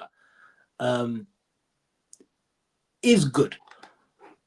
And just because it doesn't feel good doesn't mean it's not good. And just because it feels good doesn't mean it is good. It feels good to say, you know what, we're all human. I hope you get better, and keep it to ourselves. It doesn't feel nice to make a YouTube video commenting on somebody publicly. But sometimes it needs to be done, because look at the reaction there is. No comment in the comment section has been a case to refute what we've observed. Not one of you has said, you know what, it is okay to have little Nas X on. You know, it is okay to be dancing all effeminately as grown men on a YouTube clip. It is okay to do this and to do that. It is okay to date numerous women on a show and talk about them gratuitously, and then go on to marry a Muslim sister who you wouldn't even want a picture taken of her. Because you know you're wrong. because you know you're wrong. You know that action is wrong, and so instead of dealing with the action, you go, oh, no, I don't. You should go and see the celebrity on YouTube. You should get their number and text them. Send them a WhatsApp message. Say, hey, bro, like he doesn't know. He's not a fool. You've been corrected on Twitter, and not in the most appropriate way, I have to admit. No. What if you're never going to get hold of that person, and the only way of you having access to that person is through social media? Are you not supposed to say anything? I can understand if that person was close to you and he was someone that you bumped heads with every single day, or he was in your circle, or you know where that person lives or what area is in, or you know someone that knows him. And you went out of your way to pass, you said, look, I would like to speak to that person privately, or you send him a message privately. I can understand that. But what if it's someone, for example, because the thing is, I find this you're not allowed to say anything, and you have to text them, you have to talk to them privately, as if every single person is accessible like that. And as if we don't live in the social media world. As if Andrew Tate doesn't do a bunch of stuff that he gets literally crucified for in the comment section by Muslims, by the way. They're not sending him private messages asking him, look, I think I'll let just to tell you privately, blah, blah, blah. No, they go to the social media because that's the only way they can reach him. And I would say if the mistake is being done publicly, then then it needs to be addressed publicly also. Of course, how you address it does matter. All right. Insulting the person, attacking the person personally, I think you shouldn't do that. But for example, if someone does something that's immoral, that's against your religion or against your moral code, you have every right to say, I don't agree with this. Because let's be honest, isn't that what we all do on social media? Every time, it doesn't matter whether it's politics, whether it's religion, whether it's, everyone is giving their opinion as to what they think is right or wrong. Everyone is giving their judgment as to what they think is right or wrong. No one is contacting anyone personally. Okay, this is what we do on social media. All right, and I think that's fine. It's just, where I think is too much is when you start attacking that person personally, when you start attacking their personal life, or like they did, start leaking pictures of his wedding and all of that type of stuff. That type of stuff is absolutely disgusting. But when it comes to in the spirit of helping a brother, tell him off, not tell him off, sorry. Warn him and said, brother, what you're doing there is morally wrong. You're dancing in an effeminate way. You are collaborating with a devil worshipper. You are popularizing a slang that talks about women's backside, and it's degenerate, and you shouldn't do that. And if you're claiming to be of a certain religion, I'm sorry, it's absolutely right to tell that person what you're doing is wrong in the social media world, because we do it all the time. So stop being hypocrites. Stop being hypocrites. This is what I don't like. Shouts to Iron Man K, shouts to the brother. If the sin or bad behavior is public, then the advice must be public. That's exactly what I just said. That's exactly what I just said. Now, the only thing I would say is don't start talking about the brother's private life or talking about unnecessary stuff. So that means the thing that you have an issue with, you address that, and addressing it could be as simple as, brother, what you're doing is wrong. That's it. According to this, it's wrong, and that's the end of. But it's been addressed. It's been brought to his attention. He knows what's going on. End of. And if he continues, then you're gonna have to make other decisions as to how you feel about him, and so on and so forth. But no one is out here judging him or talking about his personal life, or So that's my opinion on that. Yeah, you're correct. Of course, I'm correct. I'm always correct. What a coincidence. Now there's a lot of Muslim YouTubers who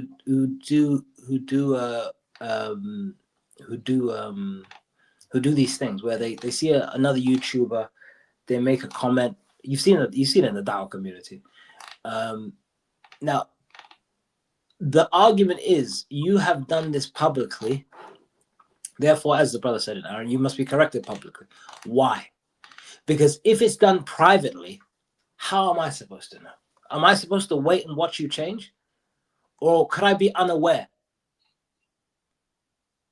Now, if you make it publicly, I'm now aware. What you've done is wrong. You've made a mistake. I'm now aware that what you've done is wrong. So I won't make the mistake. See the logic in that, the wisdom in that? Now, the religion doesn't prohibit this. As you can, go to various YouTube sheikhs or whatever who comment publicly on another brother's behavior and, quote the sources, the correct sources on this issue. I'm going to put it in the comment section because for some reason I can't find it right now. But it publicly benefits the community. It publicly benefits the community and says, because nobody really cares when this is done about Andrew Tate. If I make a video about Andrew Tate, there'll be people in the comment section. Oh yeah, you're right. Yeah. Oh yeah, he's right. Yeah. Because it's actually, bro, can you just hold on a second for me? Sorry to stop you like that. I should have done this earlier, but Nilam Ford, all of you guys who disagree how we are going on about this, all right. Do me one favor, if you can jump in. Is it Panda Player as well? It was one of them. Jump in. I've got the link there, and you guys can clear up. That was another one. If you guys are brave enough, jump in and tell us why we're wrong. Okay, I would love to hear from you guys. Here's the link. You can press the link, and I'll let you up, and then you can tell us about how we are wrong. And let's see if your argument has any merit. Or if you want to have a chat, not necessarily combative, you just want to talk and get something off your chest, you're more than welcome. There's not going to be like, what are you doing? Nobody insulting you, nobody attacking you. No problem. Feel free. And come on. Everybody's welcome. I'm welcome. I'm a guest here as well. I'm always considered, I'm always felt made to feel welcome.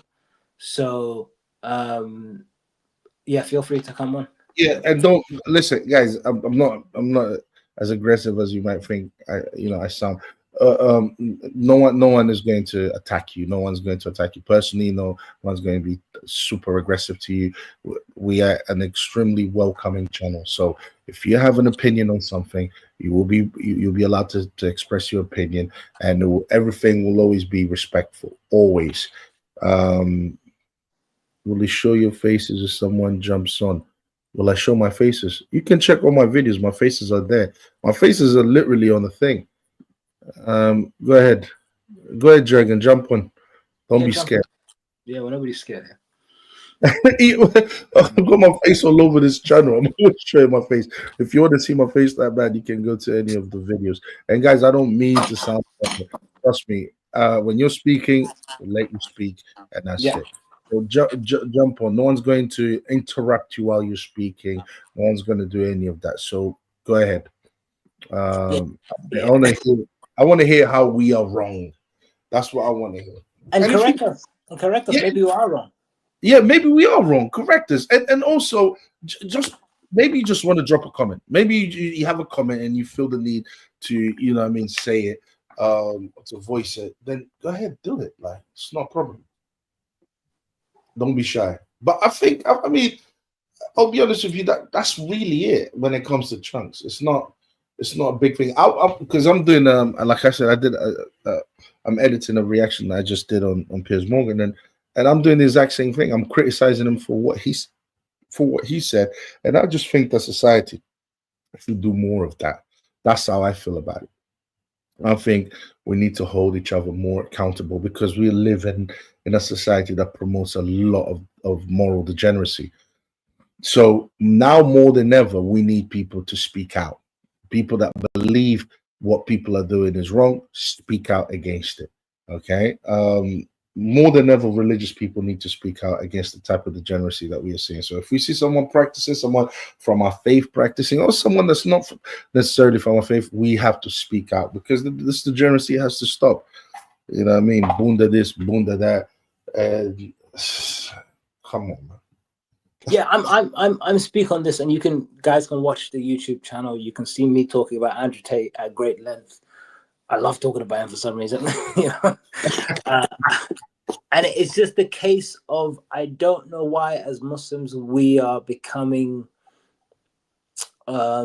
without honor and dignity and a certain level of self-respect. Not completely, but we're going down, as the Prophet Muhammad ﷺ said, you know, as time comes, we would follow the so and so, like a lizard goes down the hole of a you know.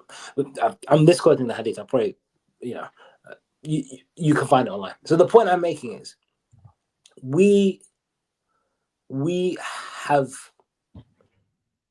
can do better. We can do better. And doesn't mean being combative, doesn't mean being aggressive. It just means standing upright. It means what you portray publicly should at least be better than what you do privately. At the least, there's a certain level of character. And again, it's not just the brother. I'm guilty. I need to do better. We all need to do better as Muslims. It's just it's just unpleasant to see, you know. And we can do better. We can do better. I also think this idea of you can't criticize no one, you can't call out anyone, you can't do that. To me, that's exactly how degeneracy spreads. You know, that's like telling a parent, for example, right? I know I'm not Chance's parents, or, you know, the parent of famous people, but that's like telling a parent, don't do you can't tell your son off or your daughter off when they do something wrong. You know, if what do you think will happen to the children if you stop telling them what they're doing wrong? What do you think will happen? Exactly. So at the end of the day, I don't like this idea that you can't say anything, you can't, you know what I mean, you can't speak out against because you're judging them. No, the Bible tells us to judge righteously, and I think what Hassan has done is he has judged righteously, and I think this helps Chunkz. I think this type of advice, I think that even doing this show, it will help him come to his senses. Maybe it will help him stop saying the word bunda. Maybe it will help him you know, think twice next time someone gives him a big check to collab with devil worshiper, okay, or join a effeminate dance. You know, maybe it will help him, you know, think twice about that when he's out there being tempted. That's the way I look at it. So I think it's for his own good. I think it will help him in the long run. You know, it's tough love, but it's good love. You know what I mean? And as long as it's coming from not your opinion, but it's coming from what, you know, because we all have to we all follow, if we follow the same religion, okay, then we have to judge each other according to what our religion says. So we all subject to our religion. We have to judge us according to the moral standard that our religion teaches. So it's not Hassan's opinion. It's what his religion teaches, and he thinks that's wrong. Okay. In this instance, as a Catholic, I agree with Hassan.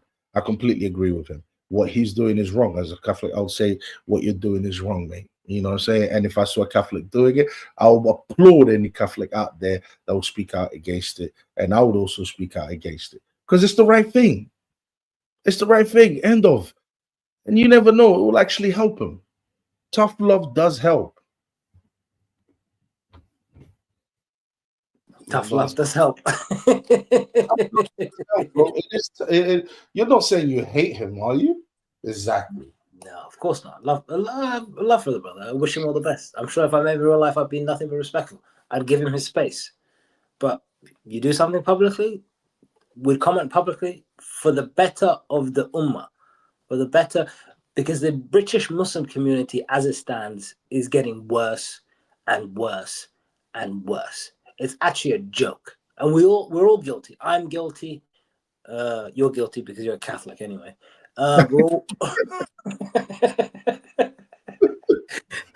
We're all guilty, right? We can all do better, and I'm disappointed of how we are integrating into society, but also compromising our faith to a certain degree. It is a slippery slope, and I don't want to grow old in this country and then one day I wake up, because I grew up in the 90s, the early 2000s, or what have you. I'm slightly older than Chunkz, but not a lot older. And we're going down the path. I don't want to be, in my 50s and my 60s and seeing, I'll be honest with you, Muslim pride flags and Muslim baby abortion clinics, although abortion in some circumstances are permissible. I don't want us to become like the Christians. Just a real, a hollow shell of ourselves. Secularized. I think what he means is secularized. And I think it's happening to the Muslims. We as Christians are trying to fight secularization, liberalism, because secular liberal culture is detrimental. It offers a lot of temptations that our religions speak out against. This is why you're seeing Christians outside of abortion clinic. This is why we find that practice pretty much as human sacrifice, really. So a lot of Christians have been secularized. This is true, and I've been guilty of that as well in the past. But at the end of the day, what matters is recognizing it and changing it. Hopefully, due to the consequences of liberal secularism being so abhorrent, people are starting to realize now that this is not the way forward. When you start seeing society crumbling down, when you start seeing, when you start seeing the quality of the youth that your ideology is producing and you don't like it, eventually people will start thinking twice, oh my days, we had Christianity, it was so much better. Why don't we go back to that? And I think people have seen enough of liberal culture to be repulsed by it, to not like it, and to start thinking twice. Too many single baby moms, too many broken families, and so on. We are all seeing the consequences of it, and people don't like it. And I think Christians are starting to wake up to it. But yeah, the secularization of, regardless of what religion you are, regardless of you're Hindu, Sikh, it doesn't matter. If you live in a secular liberal culture, you are going to be affected by it. And I think that is the project. I think that's the intention. The intention is to, I look at secular liberal culture as that's the religion. Liberalism is the religion. And even though they don't want to call it a religion, but that's the religion. And they're trying to they don't care if you're Muslim, if you're Hindu, if you're Catholic, if you're Christian, it doesn't matter. They're all trying to drag you all in so that you can follow their religion. And their religion is degenerate, is satanic. And you have to oppose it. You have to oppose it. It's part of the reason why I'm on YouTube. It's part of the reason why, and when me and my Muslim brother here agree, we don't mind coming together and doing a show and speaking out against it, because I think, it's a good thing if we agree on the same thing. Yeah, of course, if we disagree, we're not gonna come and do a show, but it will be a debate instead. But yeah, I don't know. Secularism is very dangerous, guys. So stay away from liberal secular culture. It is degenerate as hell. I guess none's coming up. Yeah, everybody's really tough on the comment section. Oh, you're this, you're that, you're that. Oh, yeah. And then all of a sudden, everybody's quiet when it comes to coming onto the live. Yeah, I think we spoke the truth, and that's what the truth does. That's one of the consequences of the truth, bro. What's your final thoughts? Give us your final thoughts. I'll give my final thoughts. We call it a day. I actually wanted to have like maybe 5 more minutes, because I wanted to look at the female version of this, because there's a female version of this, of the whole Chunkz thing. Yeah, so there's a female version of, not necessarily a female version of Chunkz, but there's I don't want to comment on the sisters, but they just seem as lost as the brothers to a certain degree. And I'm watching, and I wish them the best, but when I look at some of the things,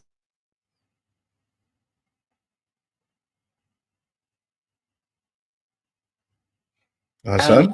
And yeah, I'm here. Sorry, I'm here. And it seems to be either sponsored by Foot Asylum or JD Sports.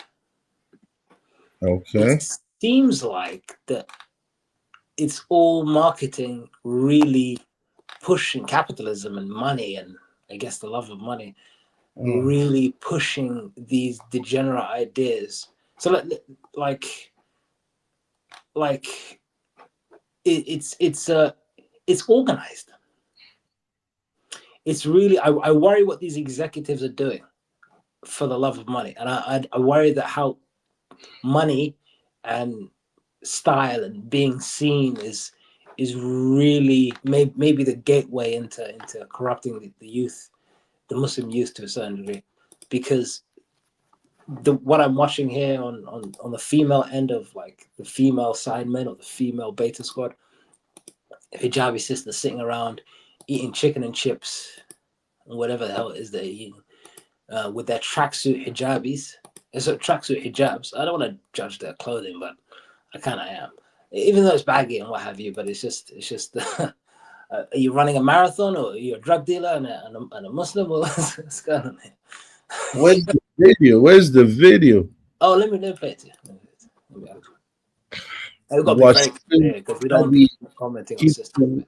Keep the work, bro. One day it will pay off. Thank you, bro. Appreciate that. Appreciate it.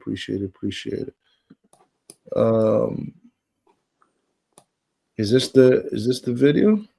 Yeah, this is the video. Let's have a look. You can tell my opinion. I don't like it, but you know.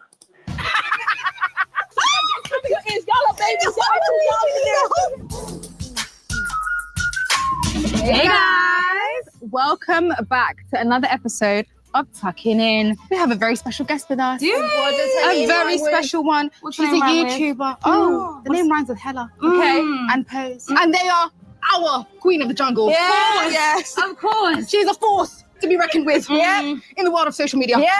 With her infectious personality, unapologetic humor, and unwavering. Fair use. Stop. Should we skip to a certain thing? So let's get this. The ranch breakfast, lunch, dinner. I don't care what it's on. Are you them people who put ketchup on their eyes? Take your barbecue. No. I don't take it. Okay, so it's very, I guess, urban is the I guess that's the word that would be used. It's chicken and chips. It's tracksuits. It's expensive chicken and chips because back in my day, £2.50. That's 2-piece chicken and chips. Now it's in one wing. I mean, Wingstop is not cheap. It's kind of a ripoff. That's true. I think it's disgusting. It's vile. It's not healthy food. It's garbage food. It's not good for your. It's a ripoff. It's branding. It's I don't know why the sisters aren't in the kitchen. To be fair. I'll tell you what this is. This is Chunkz legacy. Wow. This is what Chunkz left. This is it. It's someone might say, "Oh, but they're just talking about chicken and they're just talking about this. They're just having fun and all of that type of stuff." But there's also another side to this. They want to be seen. It's this culture, this social media culture, this desire to be seen, this desire to be famous, this desire to be known, this desire to be praised, this desire to be. That's what I'm seeing. Okay, that's what I'm seeing. I don't know whether or not this is allowed in your religion or not. Men, because there's another one where I think it's the boys and girls, these sisters sitting with I don't want to judge them, but the culture would be hijabi sitting down with men, and that's not, free mixing is not encouraged or even permissible in some cases. Oh, there was the show that I think Ali Dawah did and Muhammad Hijab with over 3 other Muslim women. They were talking about dating relationships, dating show. It was a dating show, right? Yeah. But the thing is, to me, this looks like the type of content that Chunkz makes. Okay. Yes. Well, Chunkz is a little bit. She's from Chunks' team, the girl on the end. Chunkz is a little bit more degenerate because they're talking about girls in that sexually derogatory way, and with these ones they're talking about chicken and all of that type of stuff.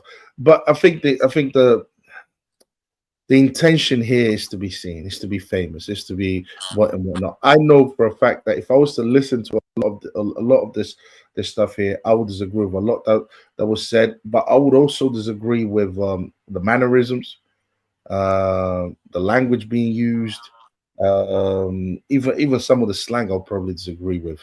So there's a lot of things that I would look at and be like, that's just disgusting. And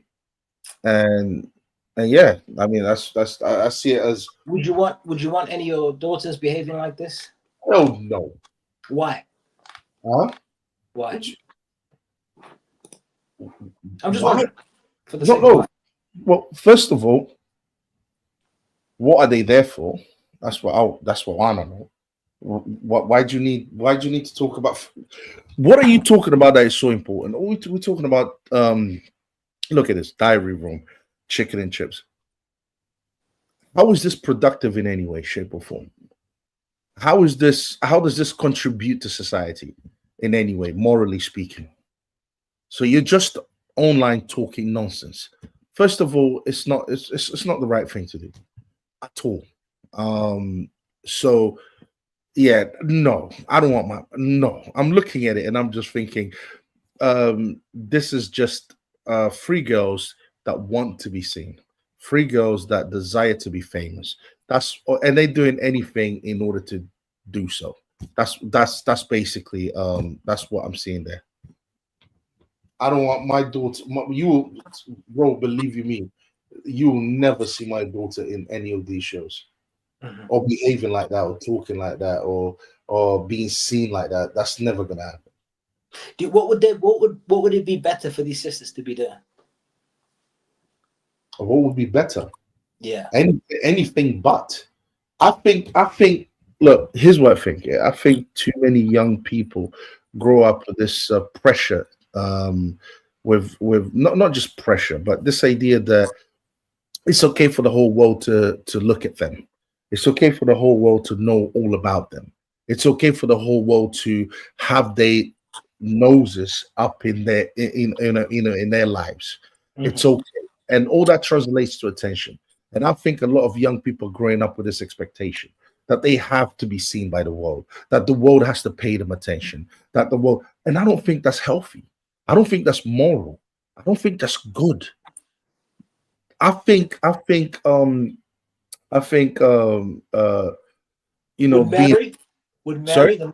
Mary, the mother of Jesus, be behaving? Would she have her own cooking show? Absolutely not. Absolutely not. Listen. If my daughter wanted to be a chef, right? Yeah. And she studied to be a chef. Yeah. She went to culinary school and learned how to cook and blah blah blah. And she was that good, and she wanted to expand, and then she got a loan out, got a restaurant, whatever, and she wanted to promote her restaurant, and she decided to open up a YouTube page in order to promote her restaurant. That's something completely different. That's not what's happening here. These free girls don't care about food. They're just there to be seen, and they're just talking a bunch of nonsense. And to me, I reckon that as time goes on, they're going to start venturing into other topics and talking about other things that are more degenerate. You got this guy. Oh, God. What is so important that they're talking about that they need a show to be seen, man? Seriously, what? Let's listen. Vibes, I'm not gonna lie to you, I thought it was more. It should be more. It should be more. Why are you 650 million? Please chill out. All right. Hey, our guest today is described as being one of the funniest guys on social media. Who wrote this? Whoa. Oh my. Who wrote this then? Anyway, incredibly, he gained around 10,000 subscribers in just 4 hours back when he first started his channel. Tell him again. Big round of applause, guys! People often love him for his pranks, quizzes, challenge videos, where he's often joined by his friends, YouTube supergroup, Beta Squad, and your cousin. Yeah. Most recently, he was a pundit in Qatar for the Match for Hope. Check out our vlog there. Yes, I was, and I looked fantastic. You did look fantastic. Thank you so much. Like Luna said, check out our vlog on our channel. Love. Alongside, obviously, the amazing Nella Rose. None of her applause. Okay, so it's becoming famous. Okay, that's the goal. It seems like you're got a lot of content, and now we're eating the chicken and the chicken again. What is it with this chicken? I have no idea. But the thing is, I don't actually know what this is about because I've never watched this type of content. I never watched their content. It's chicken again. It's food again. I never watched this type of content. I don't know what they actually do. I would have more to say in terms of whether I want my daughter to be doing this or not if I actually, bother to watch their content. But just from what I've seen, it just all looks like nonsense. That's basically it. I think we've got, I don't know, XC, some guy. He's saying something about being fake or something. Scam, flip you, man. I don't know. I think it's Cockney for something. I don't know. Don't get it. Anyways. So I don't know what these girls are actually doing. I don't know how from what I've seen so far, nothing that they've been talking about, nothing that they've been doing is actually productive. And I, like I said before, and probably if I keep watching it, there will be certain mannerisms that these girls will do that I will disagree with. What she says, what? Or something like that. I don't know if you. Yeah, she said, "How many subscribers? What? Who wrote this? Who wrote this? Yeah. So when she said that, I was just like, nah. That attitude alone, I found that so distasteful. I don't want my little daughter. Or I don't want my little daughter behaving like that or talking like that, or just even disrespecting men. Yeah, even the way they're talking, and look at what they're promoting as well. They promote the beta something. The beta, no, they're just saying you're from the beta squad, which is the squad. Yeah. Guess what? And everyone watching them now, they're gonna go into the whole beta squad thing. Yeah, they probably know the beta squad more than these guys, but I think it's just commenting on how famous he is. What's he saying now? One second. I'd love to be a diary A roommate. That's great. Roommate. We should start saying that to our peoples. Okay, I've got a question for you. If you could join any YouTube group, which YouTube group would you join outside of Beta Squad? Yeah. That's gonna be. Oh, okay. Which one of your mates has the worst dip? Okay. So it's about food, and it's also they're promoting, for some reason, Wingstop is their It's all about chicken. It's really all about the chicken. No, hold on. Well, I think that's the cover. I think that's the disguise, isn't it? That's the which one of your mates has the worst drip? Is that the question? Yeah. If my daughter ever said the word drip, I would lose my mind. I would lose my mind, bro. Because your drip is not that good, or is that what it is? Yeah, it's awful. That's fine. If what do you mean? Which one of your mates has the worst drip, bro? I wish these sisters the best. I respect that they're kind of dressed modestly, so I have to respect that. They haven't got makeup on. Well, not much. They're not half naked or whatever. So I have to respect the sisters for that. Having said that, what is the purpose in what you're doing?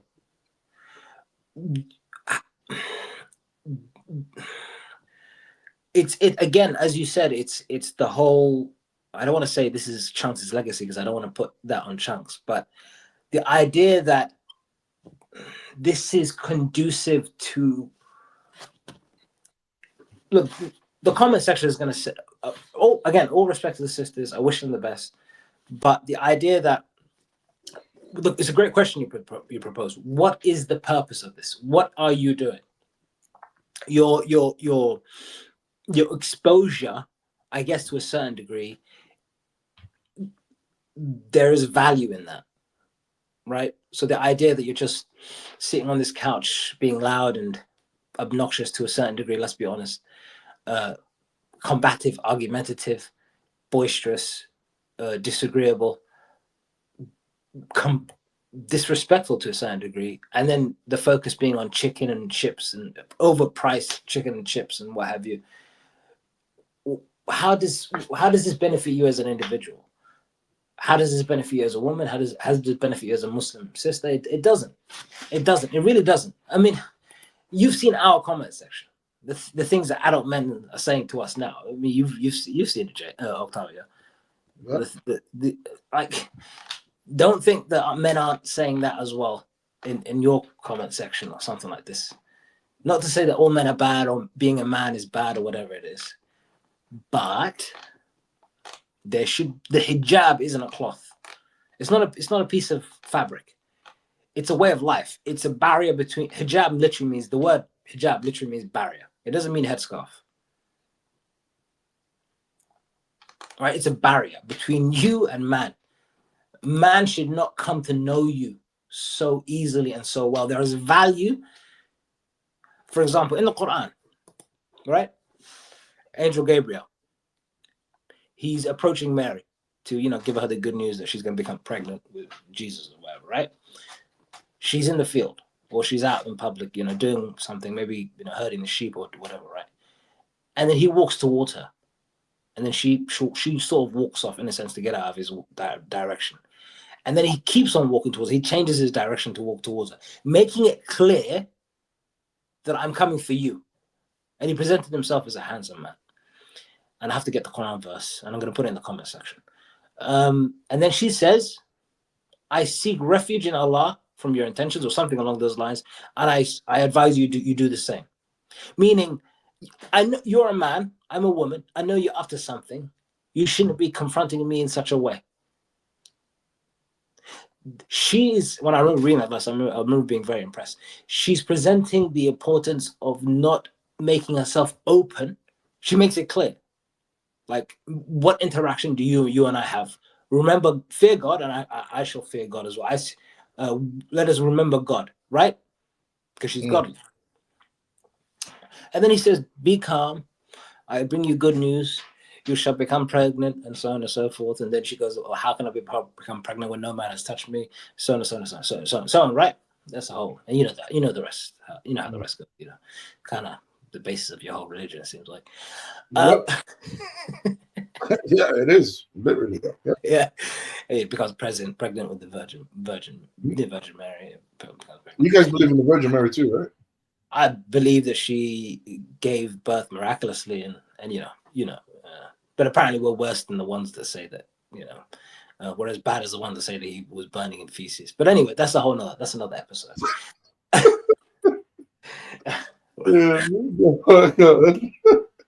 Now, the point being is how a woman should behave is in the Quran and the Sunnah. It's not in the culture. This chicken and chips, this mocking men, this sitting with men is the culture. It's a subculture. It's the hijab with the tracksuit, the expensive tracksuit as well. These things aren't cheap. For me, it's just fabrics. I'm not spending £150 or however much money, and then £17.50 for 2-piece chicken and chips. Whatever the hell this exorbitant rip-off culture has become. Right? You're right. Yeah. You know what I'm saying? You see my boots, my nice brown boots, and how I paid for it, right? Brown is the way, man. Yeah. So this is what you're doing. What secularism is doing is presenting a cheap alternative. It's not the real thing, but it's a substitute. Saying you won't give in completely, but we'll give you something that looks the same but really isn't the same. We'll give you something that looks fancy but really is cheap. And this is the slow shift into the culture. Your young women, whatever, I'm advising the sisters, your young women, you are the peak of your, I guess, I don't want to say fertility or whatever, but this is the time to get married, pretty much. This is the time to become mothers. This is the time to become wives. Yeah. Not doing cooking shows with which man is in the, it's a woman this time. Okay, woman, okay, fair enough. At least they're cooking with a woman now, but I'm pretty sure 90% of the cameramen camera people are men, and most of the people in that room are men. I'm not saying you should run away from men. This is the world that we live in, and you should hate men and have a completely separate society, because of course you can't do that. It's just not feasible. But you don't need to be talking about nonsense all day. providing no real value, being somewhere you don't necessarily need to be, talking. Yeah, there we go with the whole, yes, of course, dancing and what have you. That's dabbing, isn't it? That's the dabbing, yeah. Not that it's worse than any other type of dancing. All the type of dancing publicly is I guess outside of weddings and such isn't necessarily acceptable. Being loud, being brash, providing no real substance in terms of the content and what you're actually presenting, right? It's unnecessary. It lowers your what you should be focusing on should be other things. And this is my problem with the whole subculture. These corporations, JD, North Face, Foot Asylum, they really want to sell, and they'll sell to any demographic, and they'll compromise, and they'll go past everything. They don't care. Why should they care? They're corporations. Don't sell your deen. I'm not saying you're selling your deen, but do not compromise a lot for little, because this is just a YouTube channel. It's unnecessary. I think what you're seeing here is the liberalization of the secularization of Muslims, because we've been talking about who. Look, there we go. There he is. There's the legacy right there. So I mean, and it's been exemplified by the chat. Okay, the chat, most of it was negative. They were attacking us. Why? Because we were criticizing the hero, okay, and the hero Chunkz, and in a sense, they were defending what Chunkz. They were choosing Chunkz over the religion, over the moral standard that you guys believe in. That's what's happening. That's what we saw, and that's what's happening here. So they've done it. So Chunkz has helped to secularize young Muslim men, and now these girls are helping to secularize young Muslim women, and that's it. Okay, and I mean that's exactly what's going on here, because what are they doing that's productive? There you go. There's Chunkz. There you go. There he is. What are they doing here that's productive? Please tell me. Please tell me. What's so productive about what they do? Can't think of anything. Honestly. Don't know. There you go. I wish I knew. Honestly, I wish I knew what they. You know, what is this? What's the point of this? That's what I want to know. Apart from just cracking jokes, being loud, you know, dabbing, little dance moves, and all of that type of stuff, and was it chicken and all of that? Nothing about this is actually productive in any way, shape, or form at all. So what we have to look at, what we have to decide is what kind of message are they sending over to? This is the point of it all, right? What kind of message are they sending to?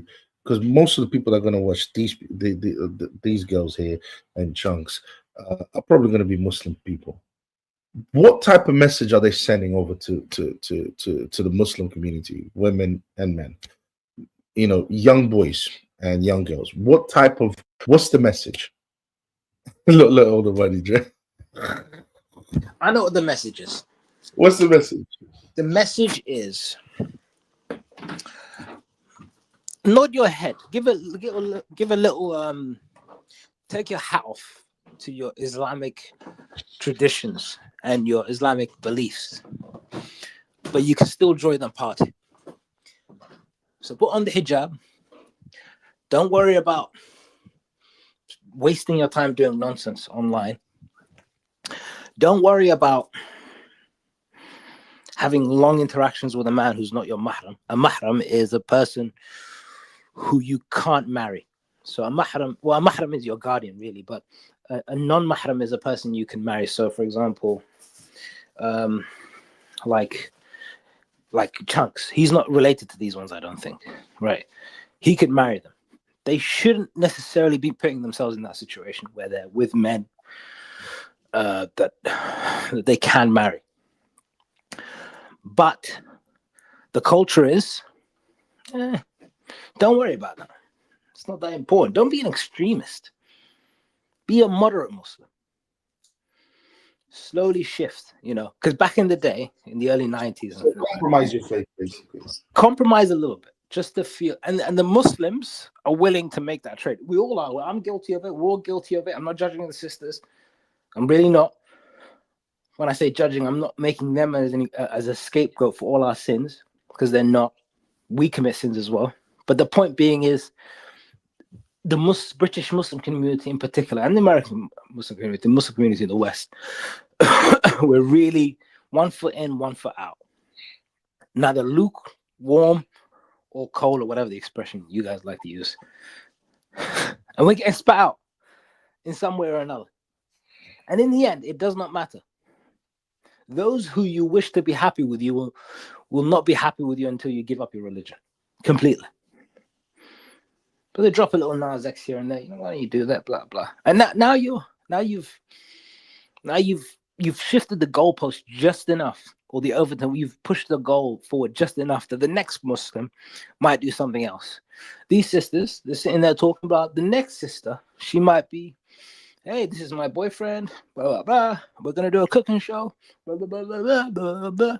This is the 21st century. You guys doing yourself backward. Blah blah blah blah. And all of a sudden, we've lost whatever good that we had, and then we're lost completely cut off. Not that I'm saying it's going to happen, but it's a compromise. And here's my bigger issue. We want to compromise because we're so weak. This is how Andrew Tate just swooped in with this absolute nonsense. He's still a Muslim, by the way. And said what he said, did what he wanted to do. And who the hell is this guy? Who is this guy? One of these kuffar producers, probably. Look, what I'm saying is this is very inclusive.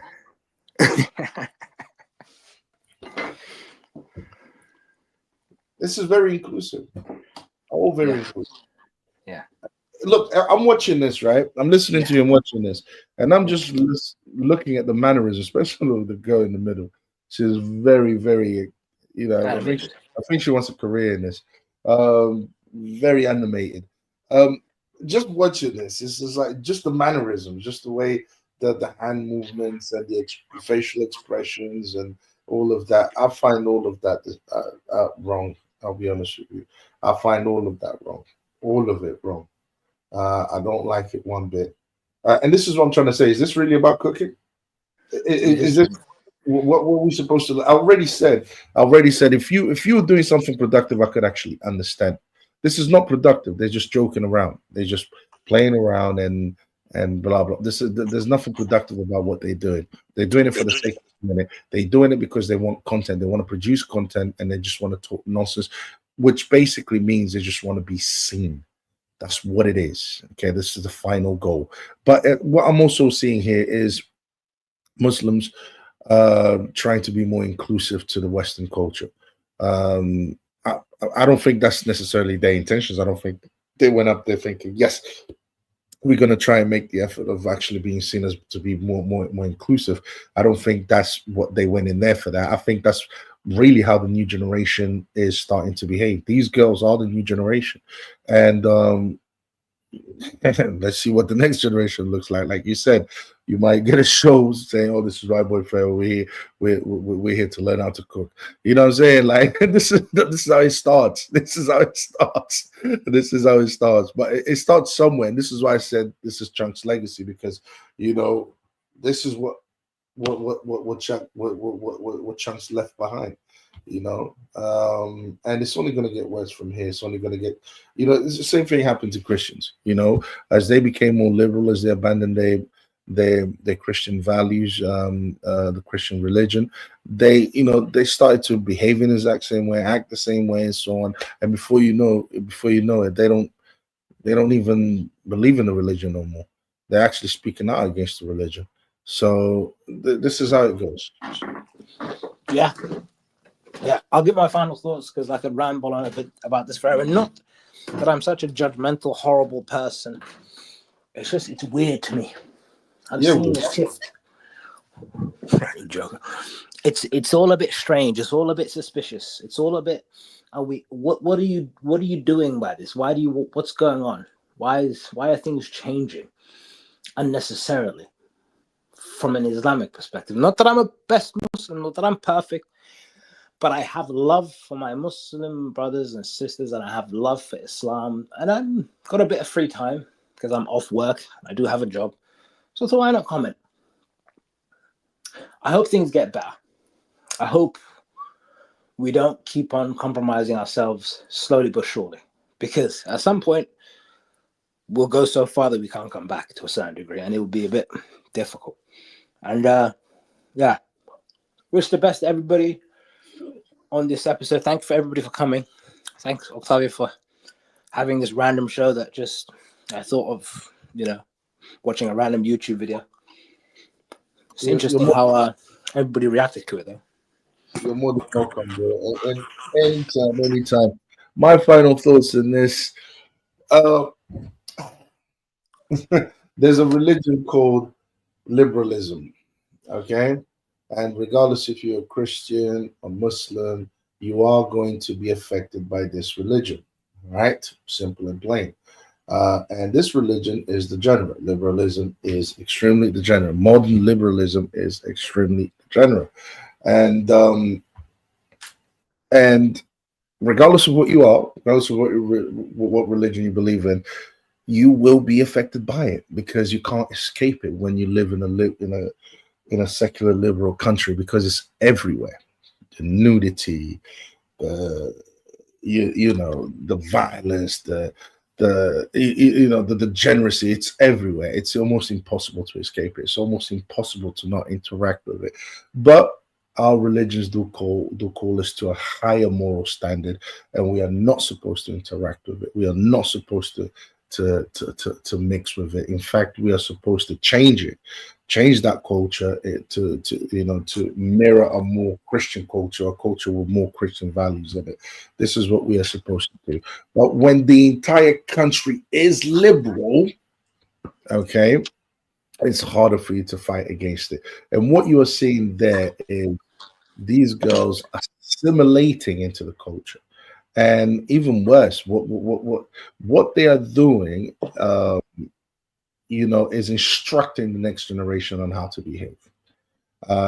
This is the problem with This is the problem with the technology that we have.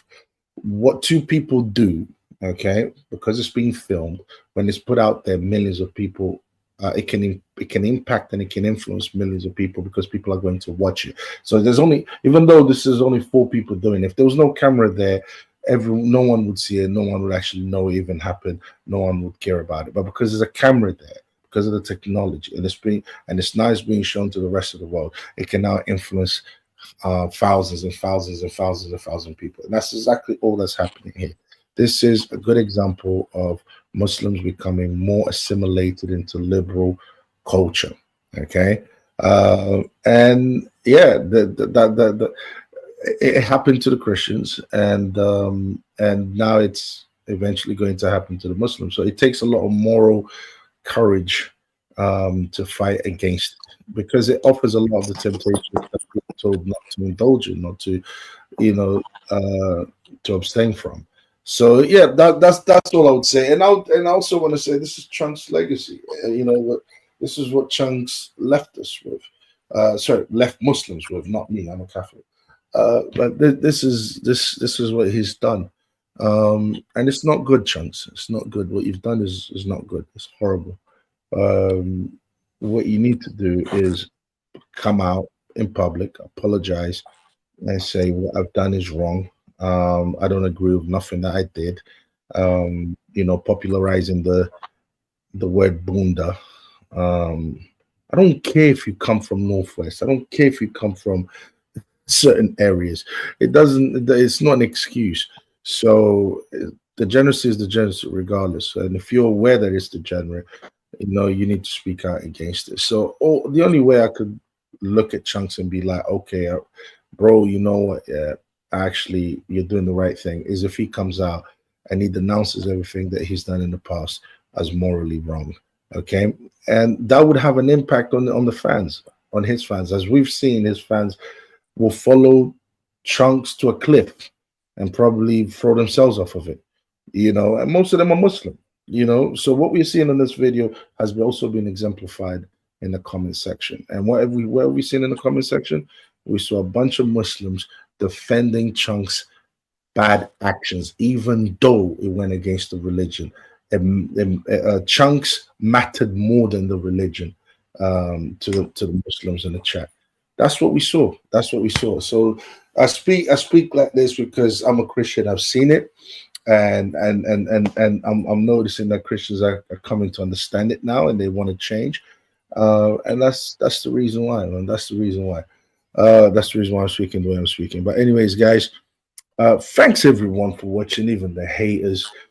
Thanks everyone that's currently watching right now. This was a crazy show. Don't forget to comment, like, and subscribe, guys. Okay, and shout outs to Hassan as well. For who's this guy? Flippy, man. Shout outs to Hassan as well for suggesting to react, because I gave up on what's his name, Chunkz, and I think he brought it back to my attention. Ahmad goes Wagwan. Wagwan, Ahmed. Wagwan. Wagwan, Ahmed. Ahmed. Anyways, right. Well, listen, we're gonna call it a day. I've got some editing to do, and guys, take care, man. Peace. Take it easy. Thanks to Aaron as well. Oh, thanks for Aaron McKay, man. There's been so many comments. I forgot about Aaron. But yeah, guys, peace. Take care, guys.